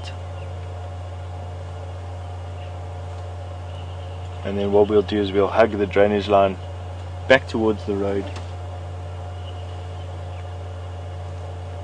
We'll see if we can pick him up there. I can hear another squirrel giving an alarm call. Ahead of us. Now that could either be the other predator or it could be him. We're definitely going to investigate in 1 more minute.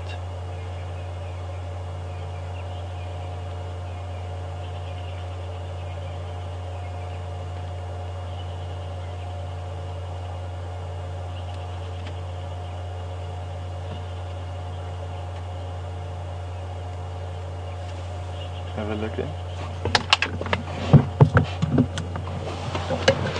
So that's the bushbuck that he was hunting. Bring it forward a little bit.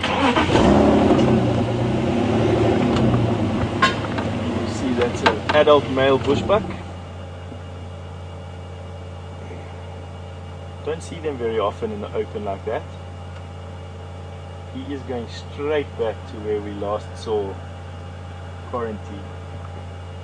For that reason I'm not going to move right now. I know we've got squirrels calling about 300-400 yards in front of us. We've got this bushbuck right here.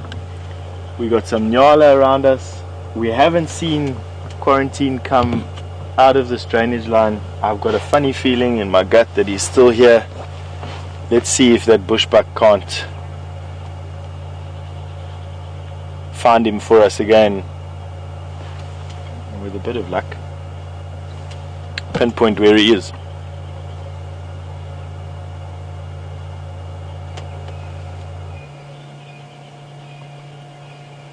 So the natural instinct is to want to drive around in here and crash everywhere and go and have a look for this and go and have a look for that, but basically what the bush is telling us right now, and this is what you actually got to listen to, the bush is telling us that there's something disturbing some squirrels in front of us. They only call it predators.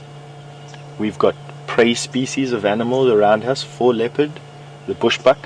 We've got a young male leopard in this area who's hungry. We've got decent cover in the form of a drainage line on our right hand side. There's nothing that's telling us that he's moved off. Everything's telling us just to sit tight and have a little bit of patience, even though I must be honest, I'm the same as you. I just want to start the car and drive around. We're just going to fight that urge just for a little bit.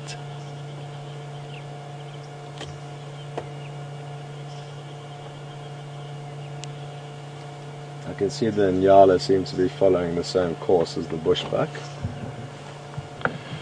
So the nyala, Scott has seen, are coming along the same track that the bushbuck is coming on. In other words, right back to where they were originally.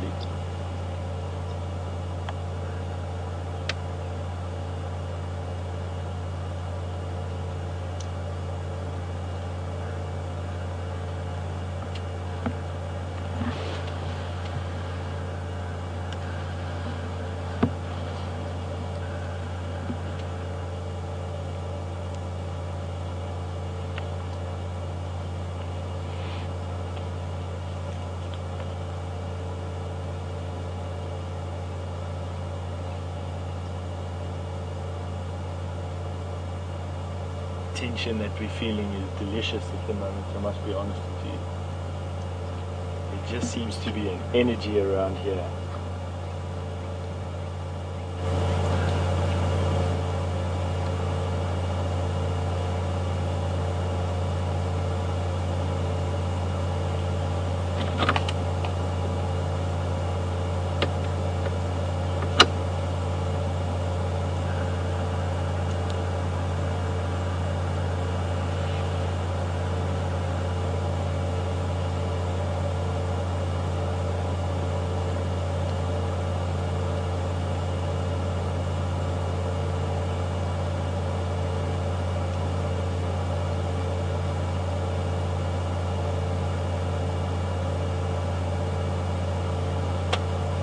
There's Nola going to come up. They were looking like they were going to pop out in this little gap where I'm waiting, but they've changed their plans.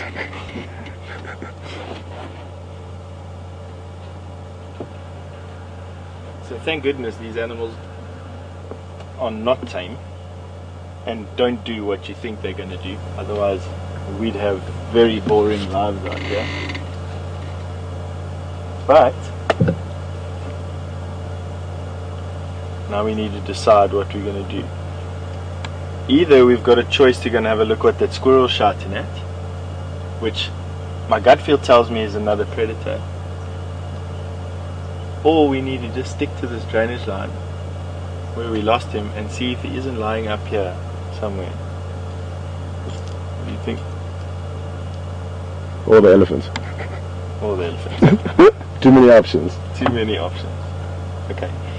So it's an easy choice actually. Let's hear if we can hear that squirrel still.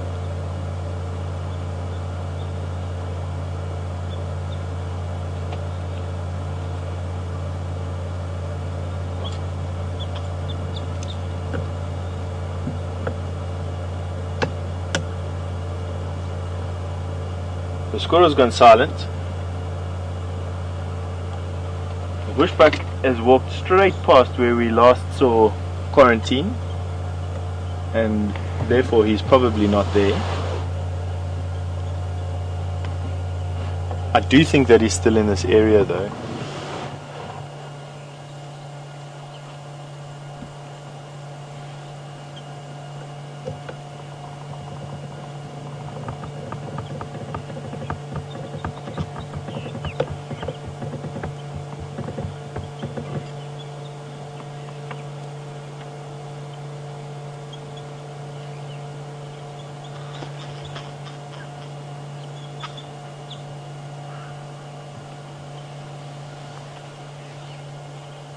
So everyone, I think what we're going to try and do is going to have a look. I can't hear that squirrel anymore, so to try and find one squirrel in one tree in this thick bush is going to be very, very difficult. I think what we're going to do is we're going to go and have a look and see if we can relocate those elephant, which are in exactly the same area, and hear if something else doesn't spook away from Quarantine, and it'll give us a precise pinpoint place to start looking from. It worked very well for us the last time. Couple of minutes ago, for those of you who are just joining us, we stopped next to some bushbuck in an area some of our colleagues had seen a male leopard, and out of the grass exploded the bushbuck and exploded the leopard in tow. He missed the bushbuck, but he followed them across the road, and there was nothing suggesting that he was giving up the hunt. We're now with the bushbuck. They've walked around us, and we have lost the leopard in this very, very thick bush around us. We're on the edge of a drainage line which limits our movement to this side. It's way too steep for us to drive down. So we're going to make our way back onto the road. We're going to see if we can find those elephant that are not too far away from here, have a look at them, and at the same time just listen to the bush around us to see if he has another go at that bushbuck. I'm sorry that it was so brief. I'm very glad to say that we got to see a hunting sequence like we did. It was very exciting for the time that we had with him, and I'm glad to see that he's looking in such good condition, barring a bit of an empty belly, which I'm sure for leopard won't stay that way for too long. They have an incredibly wide prey range, ranging from fish through insects. I've even seen a male leopard jump onto a giraffe. Of course he would never be able to kill it, but he took a chance in any case. As amazing as that sounds.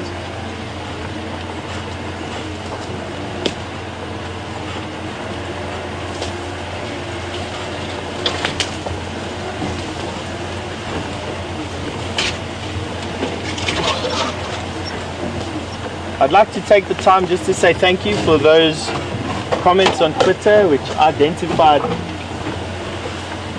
quarantine. It always helps when you know what animal you're looking for, especially when it comes down to leopards. They are creatures of habit, and you build up an understanding of their personalities, for lack of a better word, and I say that very lightly.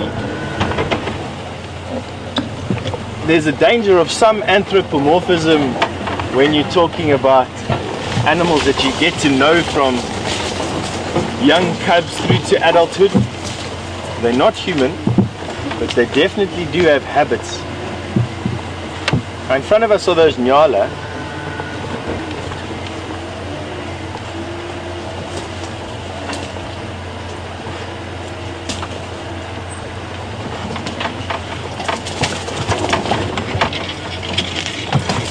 No sign of any leopard around here.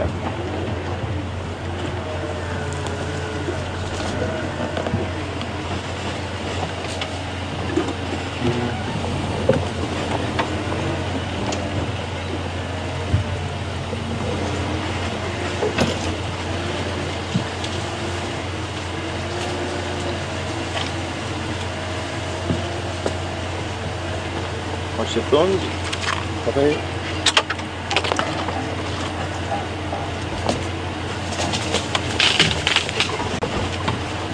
Because essentially what we're doing is finding something interesting to look at while we are listening for this leopard, we're going to take some time to have a look at this nyala. This is a bull nyala, as I said, and nyala are where the separation between bull and cow of the species and ram and ewe happens. This is a nyala bull, but the females are ewes, which is uncommon. Normally you have either a bull and a cow or a ram and a ewe. These are bulls. They're fully mature. And I know they're fully mature. You have a look at their horns. The tips of their horns are white. I'll show you in a second. There we go. And you'll notice that those white tips, when seen together, are parallel with one another. When the horn tips point towards one another, they are juvenile. When they point away from one another, they pass their prime. So these are two bull nyala in their prime. Prime bulls. These guys will be vying for females. They'll be vying for the attention of females during the breeding season. It's not their time to breed at the moment, which is why they're not in attendance with females. But these are two beautiful specimens of a fully mature prime nyala bull.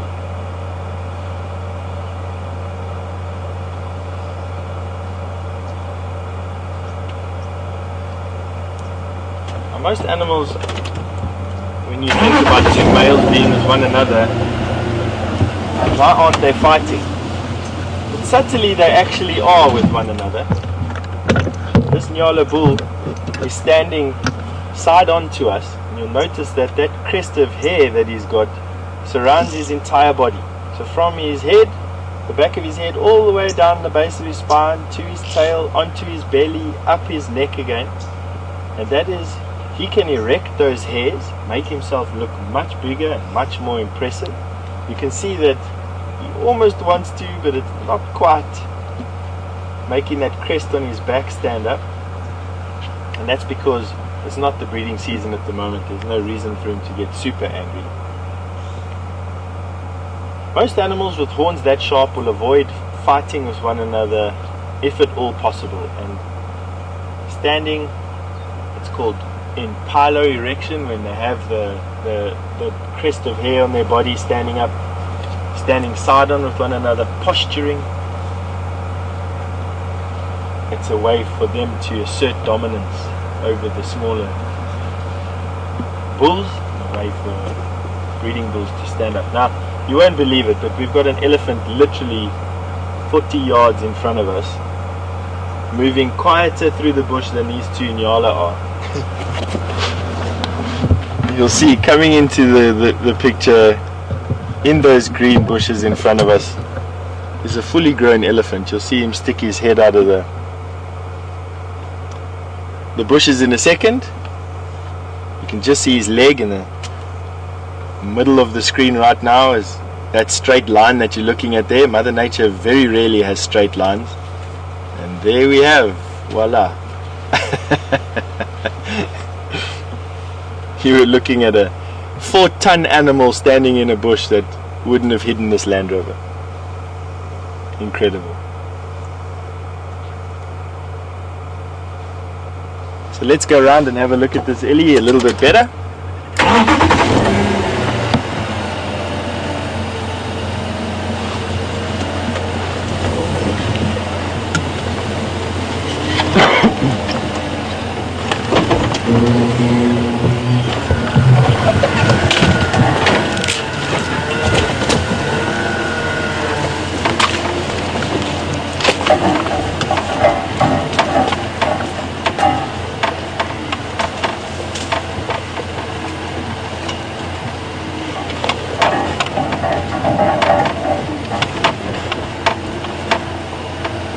So far the bush around us is dead quiet.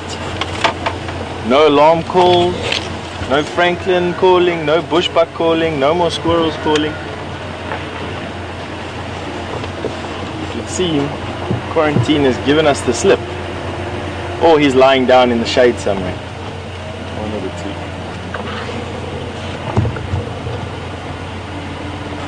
two. It looks like we have more than one elephant here.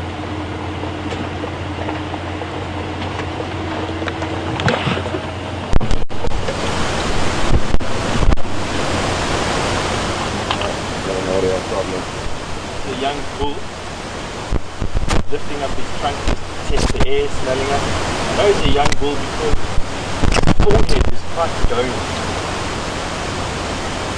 Stefan, it manage your audio issue. So we're going to probably have to do this.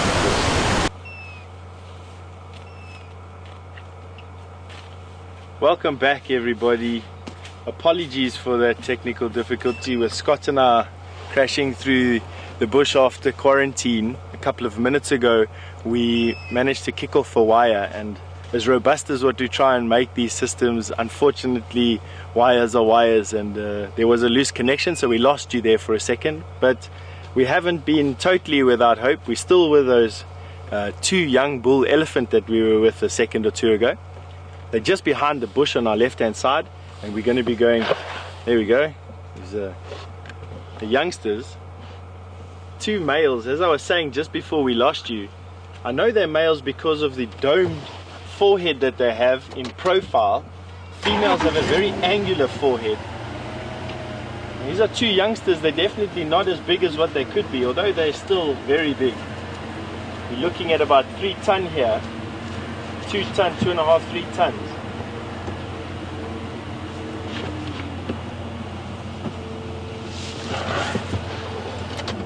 Hello there.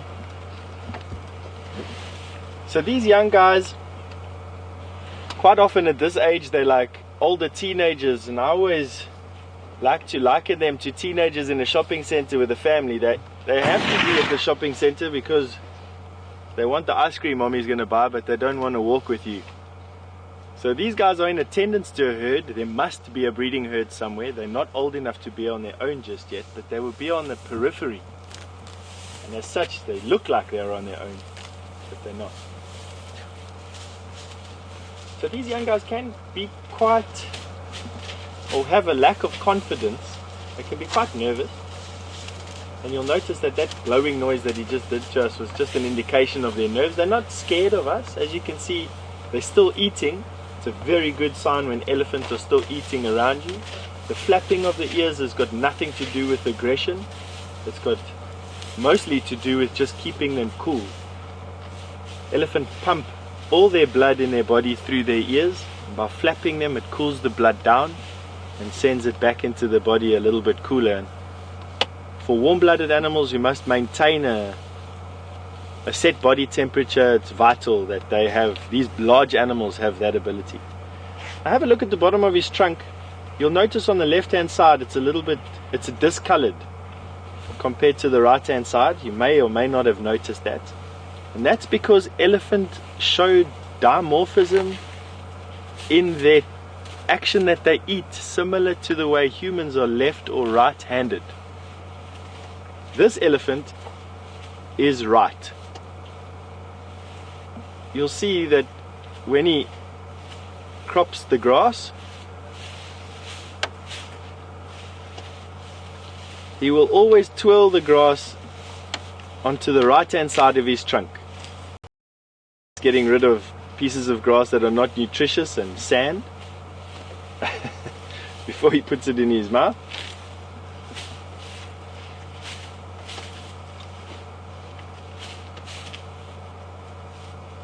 See those fine hairs on his chin?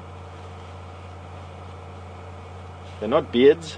Well, I suppose they are beards, but they are there to help feel what he's putting into his mouth. His eyes point towards the tip of his trunk, not forward like we'd think. He's actually looking at the ground there. His trunk is very sensitive on those two lobes at the bottom of his trunk. He knows exactly what he's picking up. Sense of smell is good. And then he has all these sensory organs. I love the way they do that. So you'll notice the way he curls his trunk around the grass. This particular elephant will curl it that way around the grass every single time. And that's what gives the elephant on the right hand side that distinctive discoloration. It's just all the vegetable juices that have stained his trunk there. A trunk is an extension of his top lip and his nose. Now, unlike us, where we can breathe through our mouth or our nose, an elephant can only breathe through their nose. They can't breathe through their mouth. Their mouth is only joined to their tummy and their trunk is only joined to their lungs.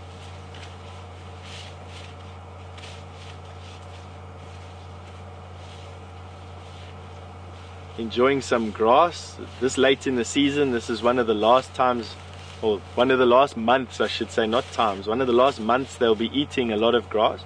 They'll gradually be shifting their diet from grass to woody species, so trees and roots, over the next couple of months. In summertime, 80% or so of their diet is made up of of grass. In winter, about 80% of their diet is made up of wood and roots, bark and sticks.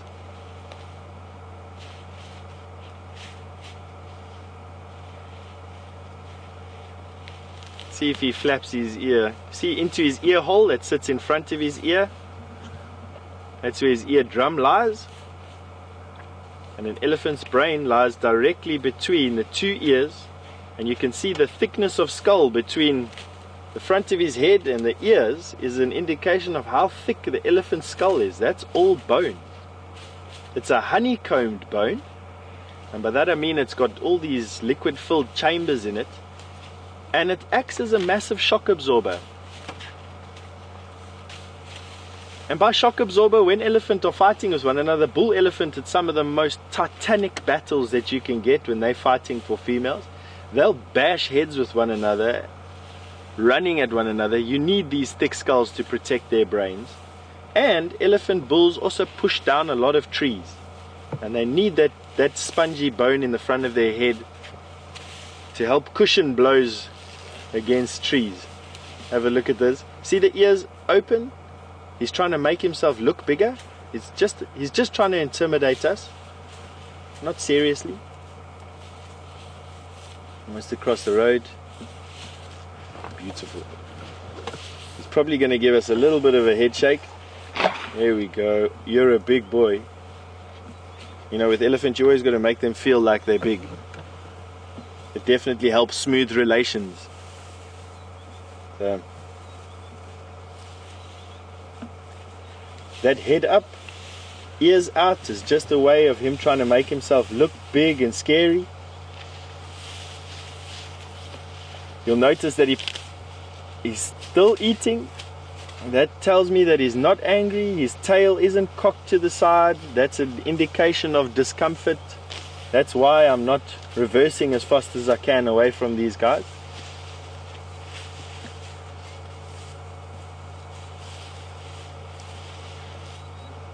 And there they move off on their day.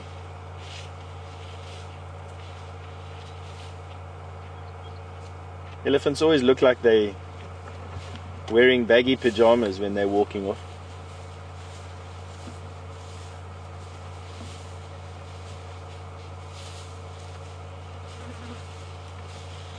Elephants are hind-gut fermented. And by that I mean their digestive system is such that they can really take a lot of nutrients out of the grass and out of bushes of a variety of different quality types. They don't necessarily only have to eat the best quality food that's available. Their digestive system is geared to taking nutrition out of any type of food. And because of that, they've got a digestion that requires constant input. Food is constantly going in and constantly coming out. And although their digestive system can take nutrients out of almost anything, it's quite inefficient at taking all the nutrients out of what they're eating. Hence, the need to just eat and eat and eat. They spend, in this time of the year, 16 to 20 hours a day eating, which is a lot actually, considering.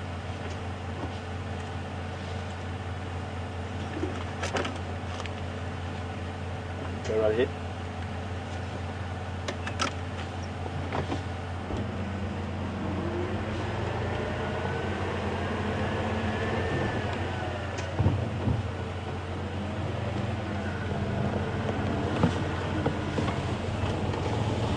Giselle from Oregon, hello Giselle, asked a very interesting question. If an elephant had to cut his ear, would he bleed profusely because he has all the blood going through his ears? Giselle, I've seen elephants do a lot of things to their ears, and very often you see elephants with injuries to their ears, even tears right through their ears. I've never seen an elephant bleeding from their ears.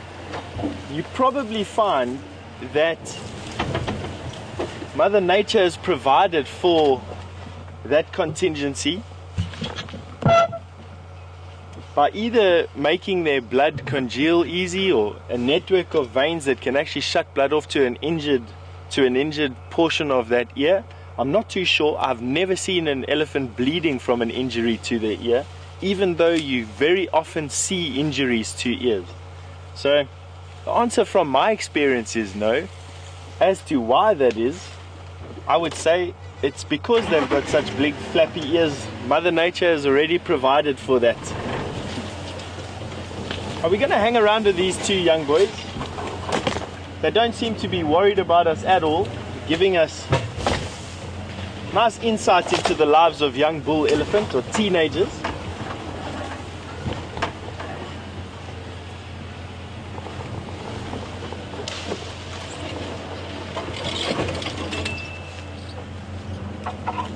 It's amazing how quick these guys can actually move through the bush, how quietly they can move through the bush. What's your thoughts? The reason why I want to stay in this area with these elephants is obviously they're nice to look at, but equally so, I haven't forgotten the fact that we've still got quarantine somewhere close by, and we're using this opportunity to listen to the bush around us. Once again, coming back to the fact that the bush tells a story constantly, and if you're aware of what it's trying to tell you, the options are almost limitless for what you can get up to out here.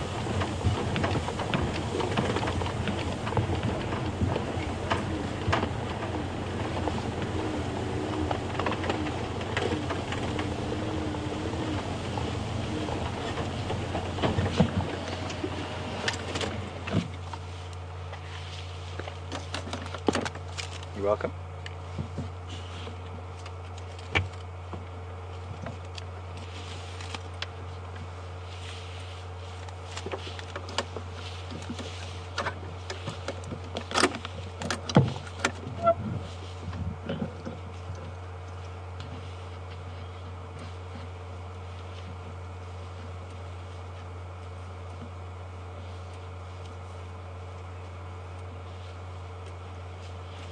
A young bull elephant like this will be in association for the herd for a few more years, and then they move off in search of bachelor herds. You very often find young bulls a little bit older than this joining very old bulls, and their wanderings take them very far from the natal range that they have.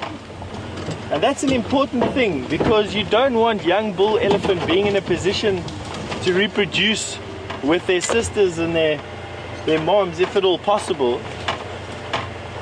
And these wanderings, following around old bull elephants who are not part of the mating bulls. You see that cocktail that he's got there?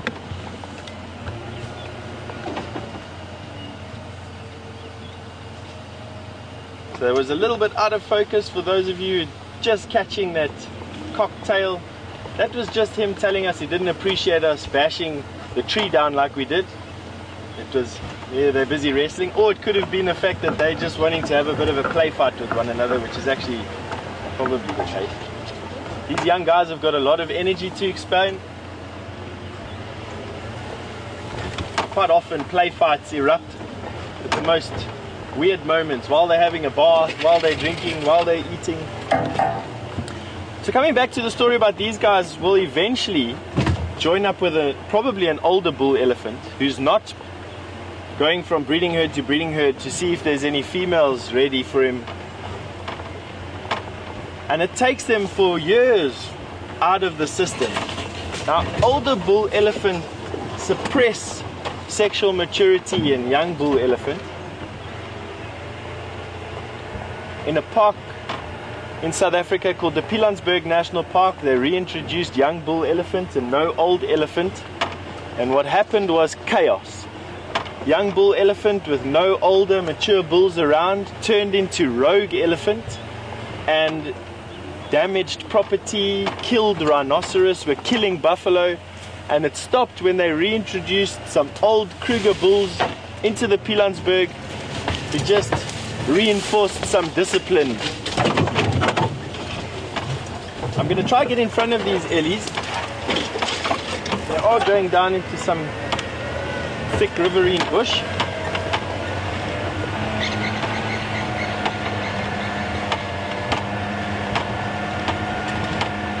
They're probably making their way to some water. Elephants will drink at least once a day.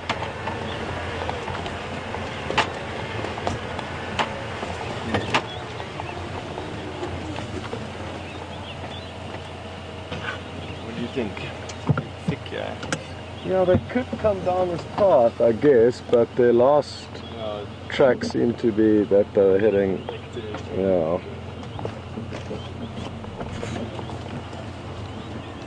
You know, once again, my predictions about what animals are going to do is absolutely turned on its head by the fact that they are their own animals and will do what they want to do when they want to do it, not when I want to do it.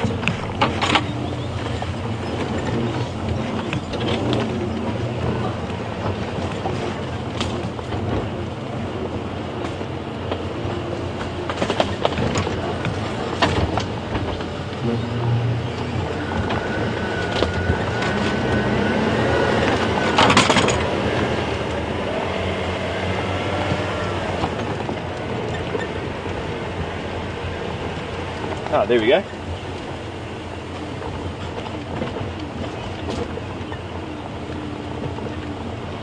So when you're approaching elephants, it's never really a good idea to approach them directly or head on. They don't like it too much.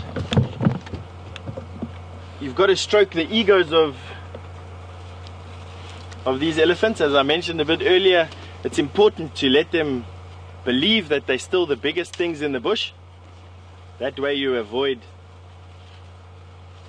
nasty confrontations. So eating humble pie around elephants is often one of the best ways of getting close to them, especially bull elephant.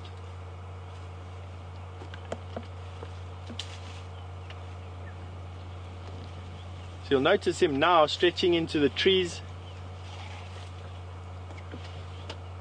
using his trunk to reach into a bush. He doesn't have to crash into the trees, even though he's fully capable of ripping that tree out by the roots.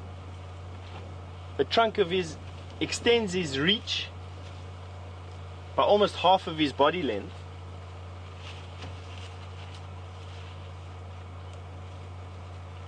And allows him to feed to a height higher than that of a giraffe bull when he is fully mature. He will reach 5.5 meters into the air when he is mature.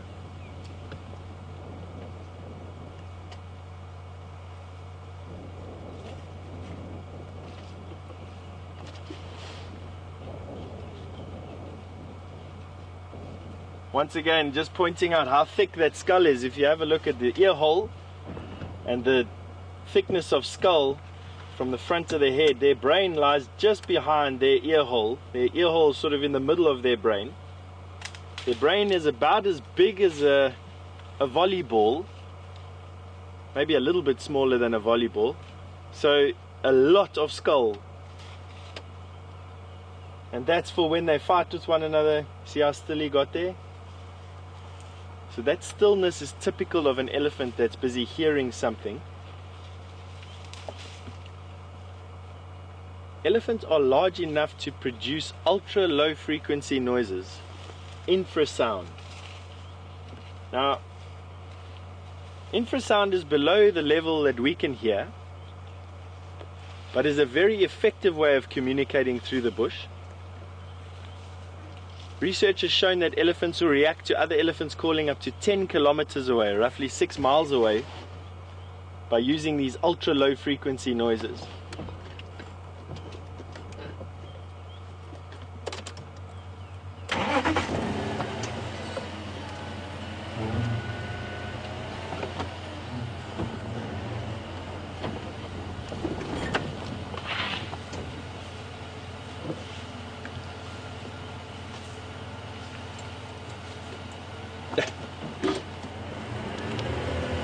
So don't worry folks, it's just a young teenager just letting us know what he thinks about us. Once again, we didn't move, we didn't scream and we didn't shout. We just want to let him know that we respect him. He is big.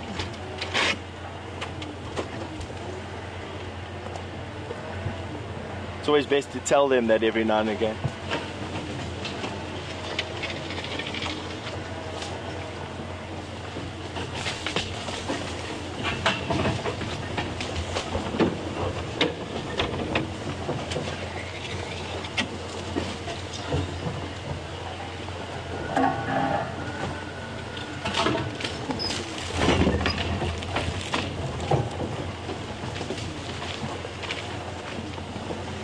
I think we're going to lose these two guys in this thick bush here. I think let's just go through one more of these. I'm not going to risk crashing through the bush here and damaging our car. They've allowed us a view of their life, a window into what they do every day.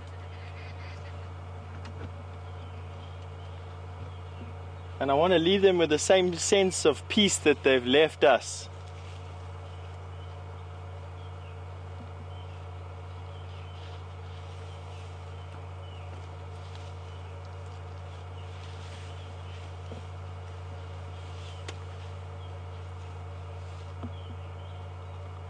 Once again, impressed at the way that they just blend into the bush. There's one scraggly little bush between us and that elephant. Is about 15 meters in front of us and you can hardly see him.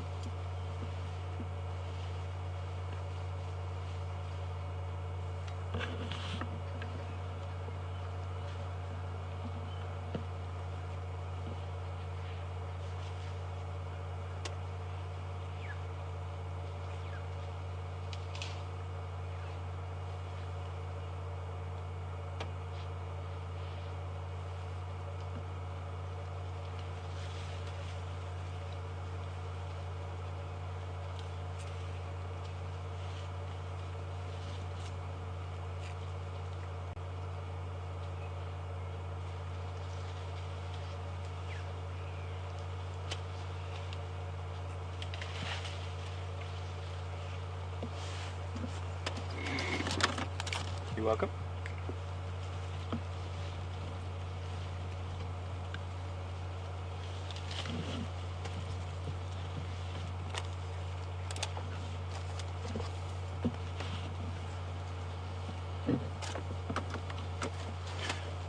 Hello Jeffrey, you asked a nice question. Do elephants have a distinct smell, and if they do have a distinct smell, is it a bad smell? And I have to say the answer to that question is yes, sometimes. Is it overwhelming? Can we smell these elephants from where we are? No, they are basically scentless, except for when they exhale out of their trunk. It's a very herby smell. Their breath has an incredibly herby smell. And I liken it to a herbal toothpaste. I know it sounds a bit weird, but but a herbal toothpaste has that quite herby smell, and that's what an elephant's breath smells like. Then when elephant bulls go into a state of must, elephant bulls have an adaptation where their testosterone levels increase up to 70%. And this allows mature bulls to vie with one another for the favors of a female. And it's an evolutionary adaptation which helps not all the male elephants in one particular area to converge at the same time on one cow. It would be too much. It would be overwhelming for that particular elephant or for that female. And so elephant only, they themselves, their bodies go into a heightened state a couple of times a year, depending on the elephant. Some elephant have it for up to 170 days a year. Other elephants have it in patches through the year. And this particular heightened state, this must condition that they go into, and this testosterone level increase, makes all the glands in their body work overtime. And they produce a lot of smell at this particular point. A mutt's bull elephant, even to humans, the smell is sickly sweet, is what I like to liken it to. It's something that you can't really describe. It's a smell that is unmistakable once you've smelt it once, and lingers for many days on the path that that particular bull elephant has been walking on. He basically just drips glandular secretions that have this smell. So the answer to your question is yes, but with a range statement that says sometimes. Only when they're in must, or you're close enough or downwind to smell their breath, do they smell. And then their smell is unmistakable. You can't miss it for anything but an elephant.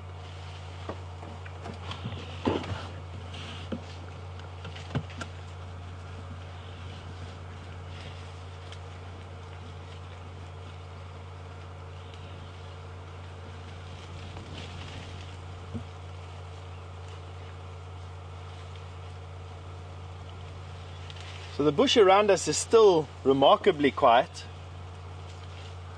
We've had no further sign that quarantine has managed to catch or kill one of those nyala or the bushbuck that we were looking at. We've heard no alarm calls. We've got no evidence that there's any squirrels calling. I've heard no franklins, nothing whatsoever to let me know where he is. What we're going to do though is we're going to go back onto the road where we saw him run across chasing that bushbuck a little bit earlier, and see if he isn't lying up close to the road. Otherwise, what we're going to do is circle the area and see if he hasn't moved out of the area, and we can pick up some alarm calls and in a slightly different zone, a slightly wider search area, and we're going to pick it up from there. So we're going to leave these elephants. I thank them very much for allowing us to stay in the area of quarantine, and also for sharing some of their day with us, and I wish them luck. Hopefully they find their mommies before it gets dark and they get scared.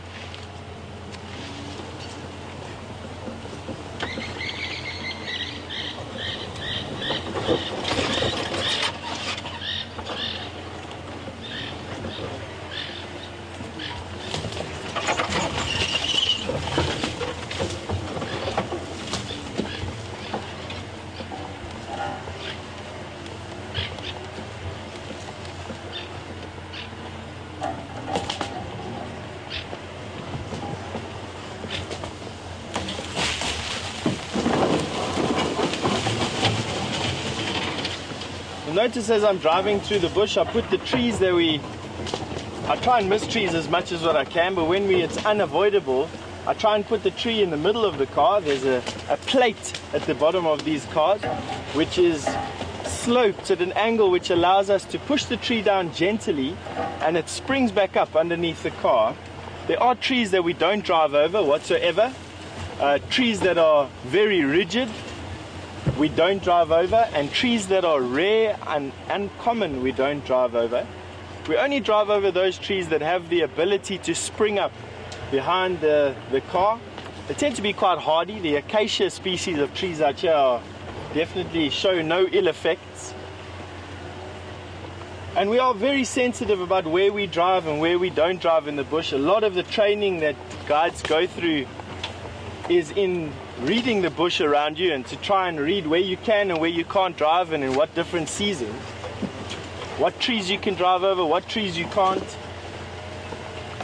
We spent months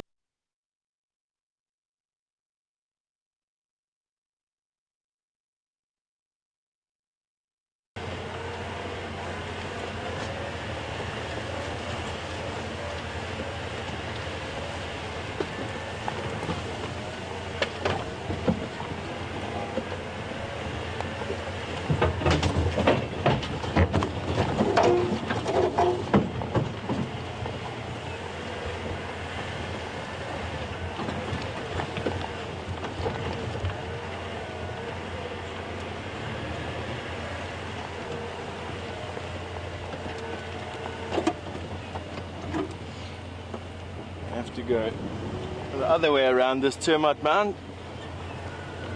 We were snookered by some fallen down branches.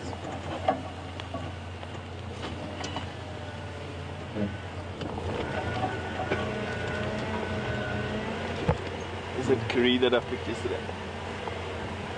Oh yeah.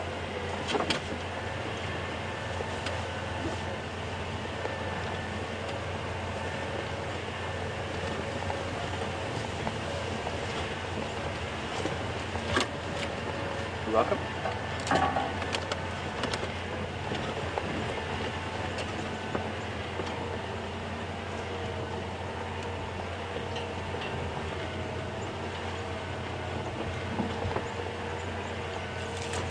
The Cebu's asked a question, welcome to the show, has asked a question: at what age do elephants fall pregnant, or what age can they fall pregnant? For how long are they pregnant? Female elephant can fall pregnant from about 5, and they're pregnant for 22 months. It's a long time, a long gestation period.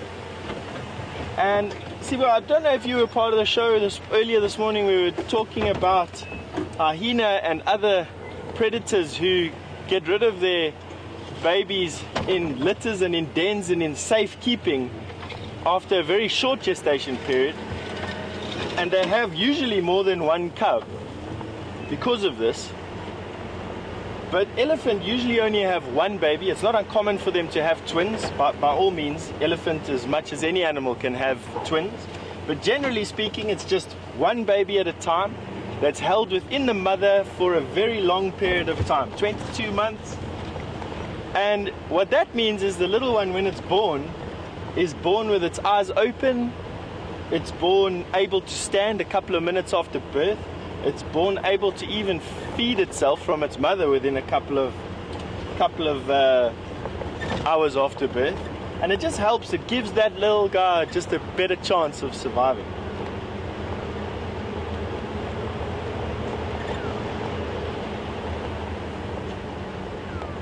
Our tire's looking on that side.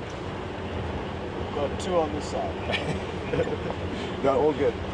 So, I suppose I asked a pretty random question to Scott to check if we have any punctures after driving through the bush like that. It's always good to check your tires. And I asked him how our tires were, and he replied that we've got 2 tires on that side of the car, which is a good thing to know after crashing through the bush like we did.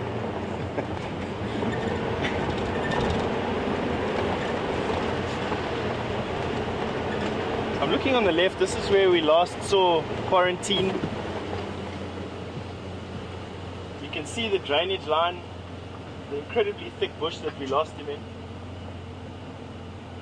He was last seen moving into this bush after a bushbuck that we kept in sight for a good 20 minutes without seeing him again. Now, there were some squirrels calling in front of us.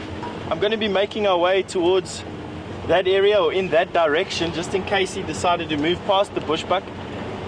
He is a young leopard and that was a fully grown bushbuck, and it may have just been a little bit out of his range, out of his comfort zone to tackle.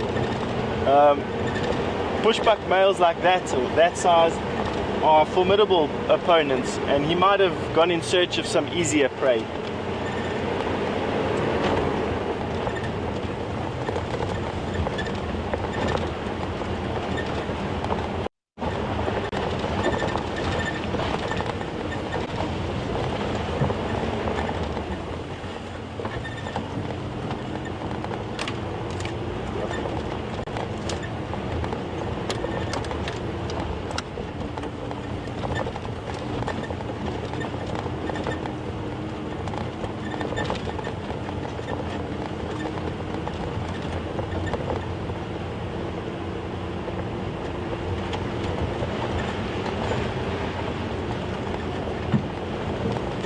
I have to say thank you to everyone who's sending the messages via Final Control, and thank you very much for your support during this drive.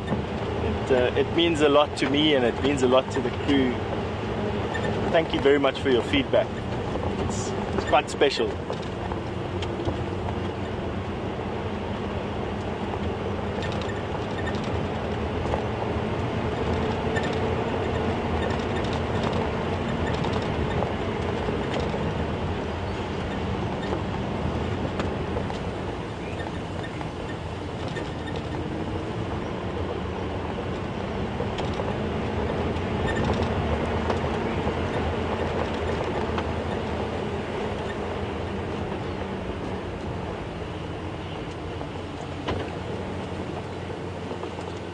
So what I'm doing is I'm checking the sandy patches of this road. This is in the vector that he was last seen heading in, and leopard will quite often come onto roads and walk for a short period on the road before they take their own nose. And what I'm looking for here is just his tracks in the sand to see if he did come onto the road, which will confirm whether or not he actually in fact moved in this direction.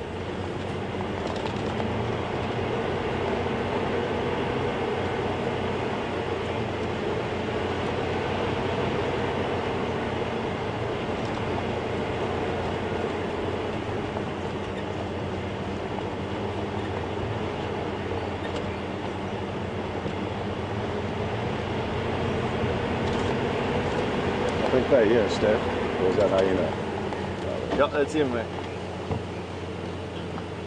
So I think it's worth showing you what we're talking about. Perfect. In front of us is the tracks of a leopard. I'm going to get out and show you with my finger. And this is exactly what we were looking for. This is confirmation that he came out onto the road. Tell me which track you're looking at. These ones here? Yeah. If you go forward a little bit to the next one, it's a bit better. This one here? Yeah. Or these here? Yeah, those ones there, it's tricky. But nevertheless, it's going to be difficult to show you the exact detail around these tracks, just because the camera rig on the vehicles is static and it's quite solid. But this here is where he walked. They're sets of 2 tracks at a time.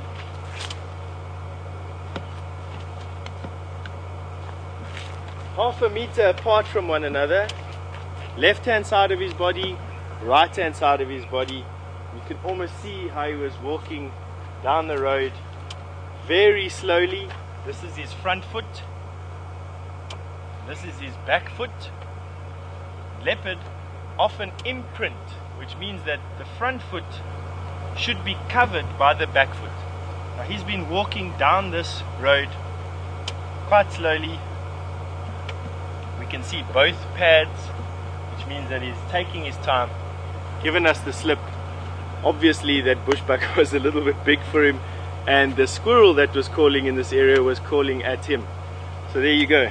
Sometimes the interpretation of the newspaper is not as good as what you hope it can be. So we'll carry on going and we'll see if we can track him down.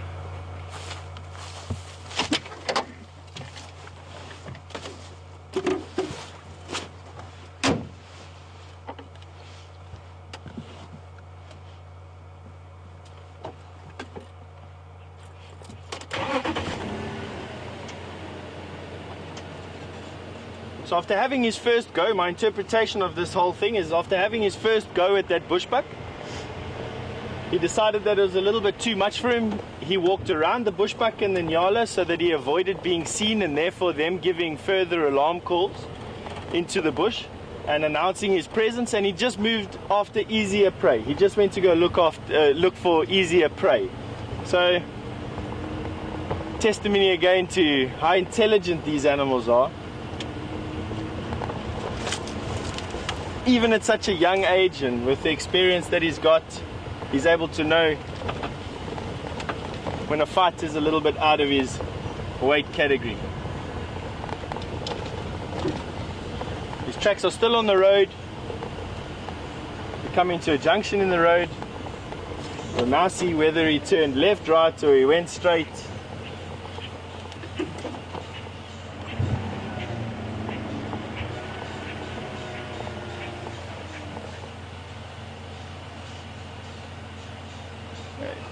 So his tracks don't go straight. Doesn't mean anything. Generally they might go into the bush, he might go and smell a branch, he might go and smell a twig.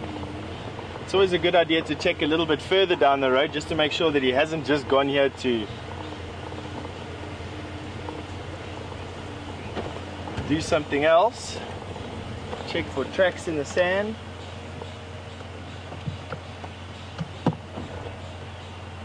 Bush track down here. Let's go check the bush track. So it looks like he didn't come, or didn't carry on going straight.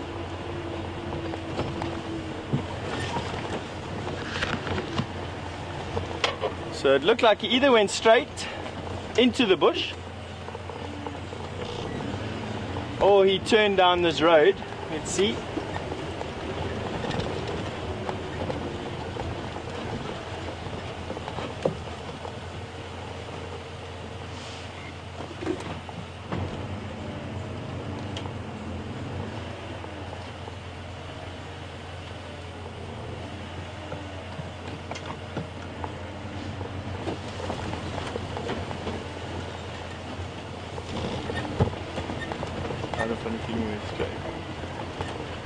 My gut feel is telling me, because we're not finding any tracks on the road, that he just went straight into the bush there. But let's go and have a look just a little bit further down this road for some tracks.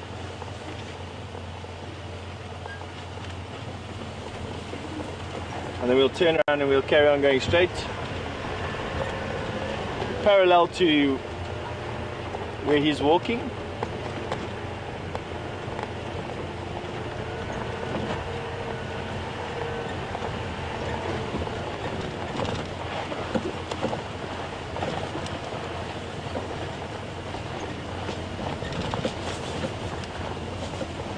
This road is quite difficult to see tracks on. It's covered in grass and there's not a lot of sand on it.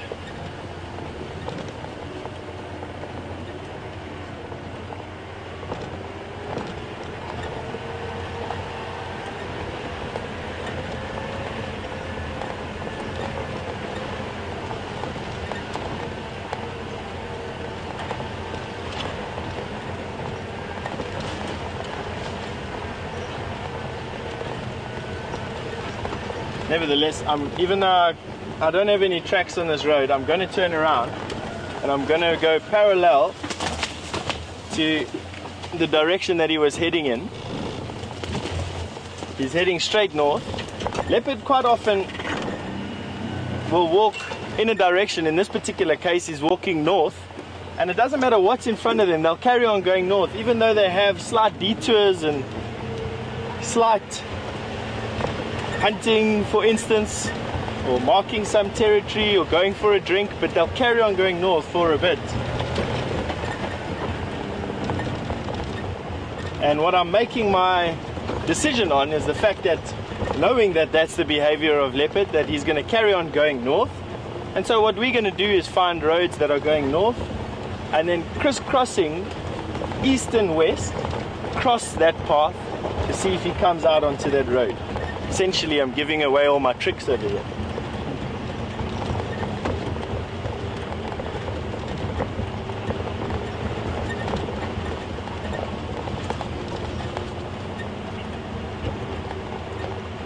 And while we're looking for confirmation of the direction that he's gone, we will then be equally listening for any of the telltale signs, warning signs, etc. So I think that he moved off in this direction.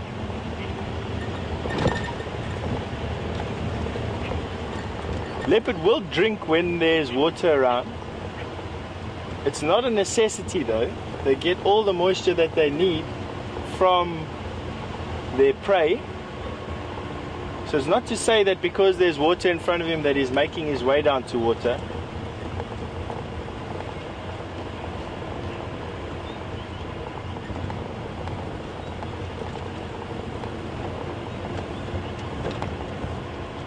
And with the temperature picking up, he may or may not go and lie down. Leopard are funny things. You sometimes find them walking around in the middle of the day. There's a female nyala in front of us. She looks calm.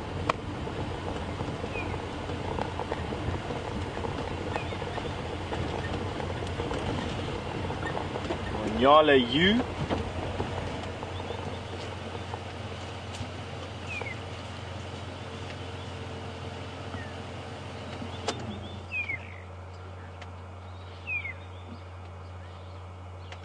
Another youngster. Beautiful coat pattern, that rusty color.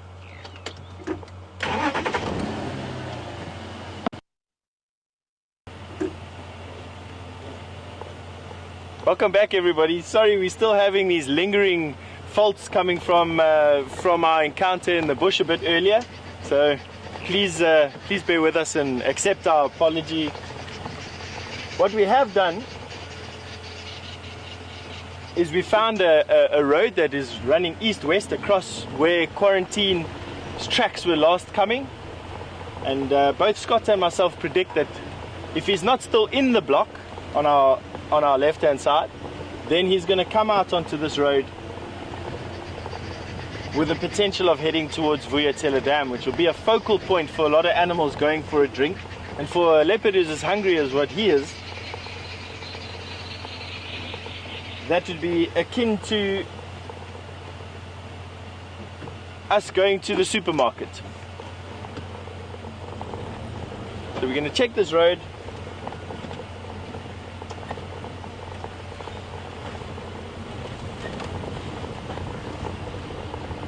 It's not ideal for tracks, as you can see in front of me on the road there. The surface is quite hard. Not very good for showing the imprint of a light animal.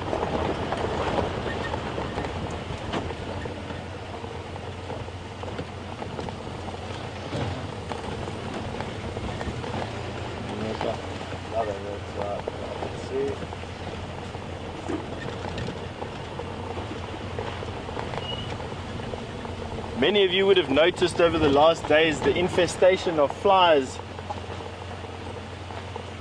that the Sabi Sands has experienced. Now, every year seems to bring on a new insect plague that happens at some point during the season. And this year it just so happens to be these tiny little flies that are in their absolute thousands swarming around us. It's quite an effort not to continually just smack ourselves in the face and brush these flies off. I'm sure you've wondered why Scott and Brent haven't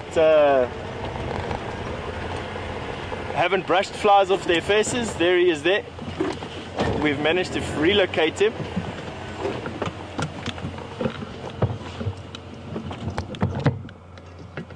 So congratulations to the tracking 101. Trailing 101 I should say.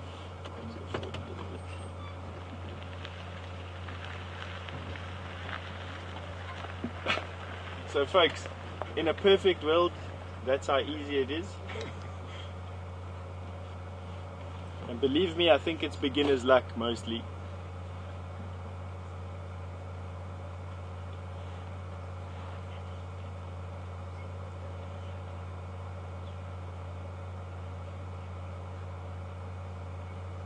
So lying up in the shade, I presume it's the same leopard. Very difficult for me to tell at this angle, male from female. I can tell you that it's a young cat. It's in basically the same direction he was as we last saw quarantine walking. He's got the same pale complexion, and with a little bit of study of the spot pattern, we'd probably be able to get a confirmation of ID.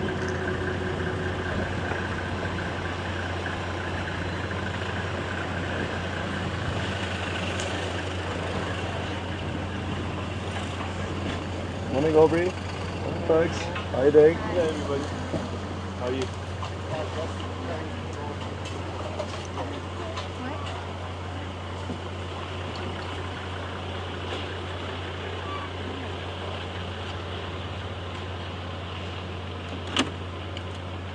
Com check.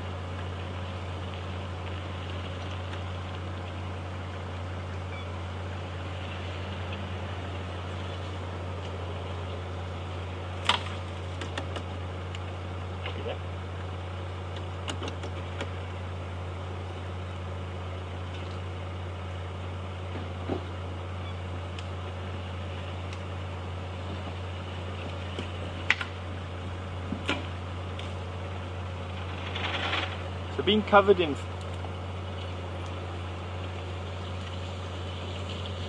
I want to say thank you to our viewers once again. We've just confirmed using spot pattern analysis that this is quarantine.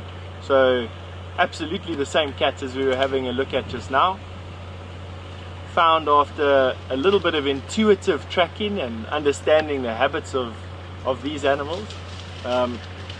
I must say that we made it look a bit easier than what it actually was. And I do have to pat myself and Scott in the back there and say thank you very much.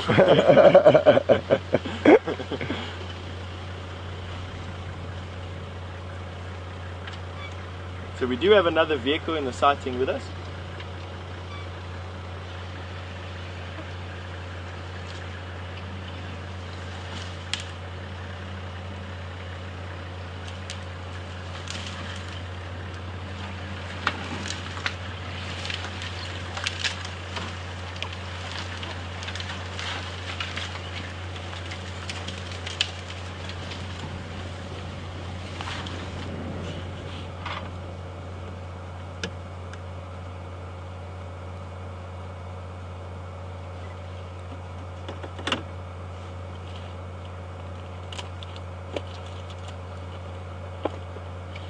Copy that, Wilkie. Aubrey, come in for step.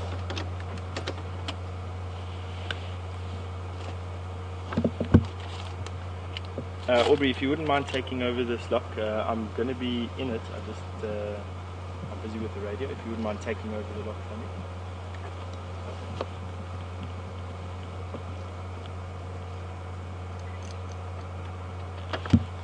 Well, folks, what a fantastic way to end today's drive. It started off this morning in the mist. It's my first drive. It was beautiful. We decided to go and have a look at the hyena den to go and see what happened to the hyenas who got attacked by the wild dogs yesterday, or had a scrap with the wild dogs. I'm happy to report that they're all in very good condition. The cubs are fine. They were playing around the vehicle. They were suckling from their mothers. We had some interaction of other hyenas moving into the den site, and a bit of submissive behavior going on, which is very interesting to see. We got to see a hyena pasting on a piece of grass, which is very rare to see. It's uncommon to see. We then moved away from that area and came and gave some of our colleagues a hand finding Quarantine, young male leopard that we currently with.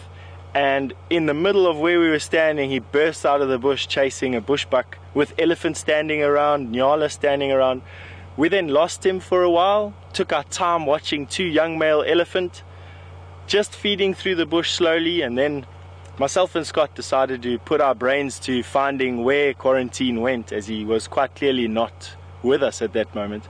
And as luck would have it, beginner's luck would have it, and I thank all the energy that you've been sending through to us over Twitter and emails, and it was that, I feel, that was the deciding factor. We've now bumped into Quarantine again, lying right next to the road, and we're going to end the show saying thank you very much from Scott and myself, and from Nikki and Final Control. Thank you very much for all your questions and your help with IDing this animal, and we're going to end the show with a nice look at the young male leopard, Quarantine, and we'll see you this afternoon. Thank you very much.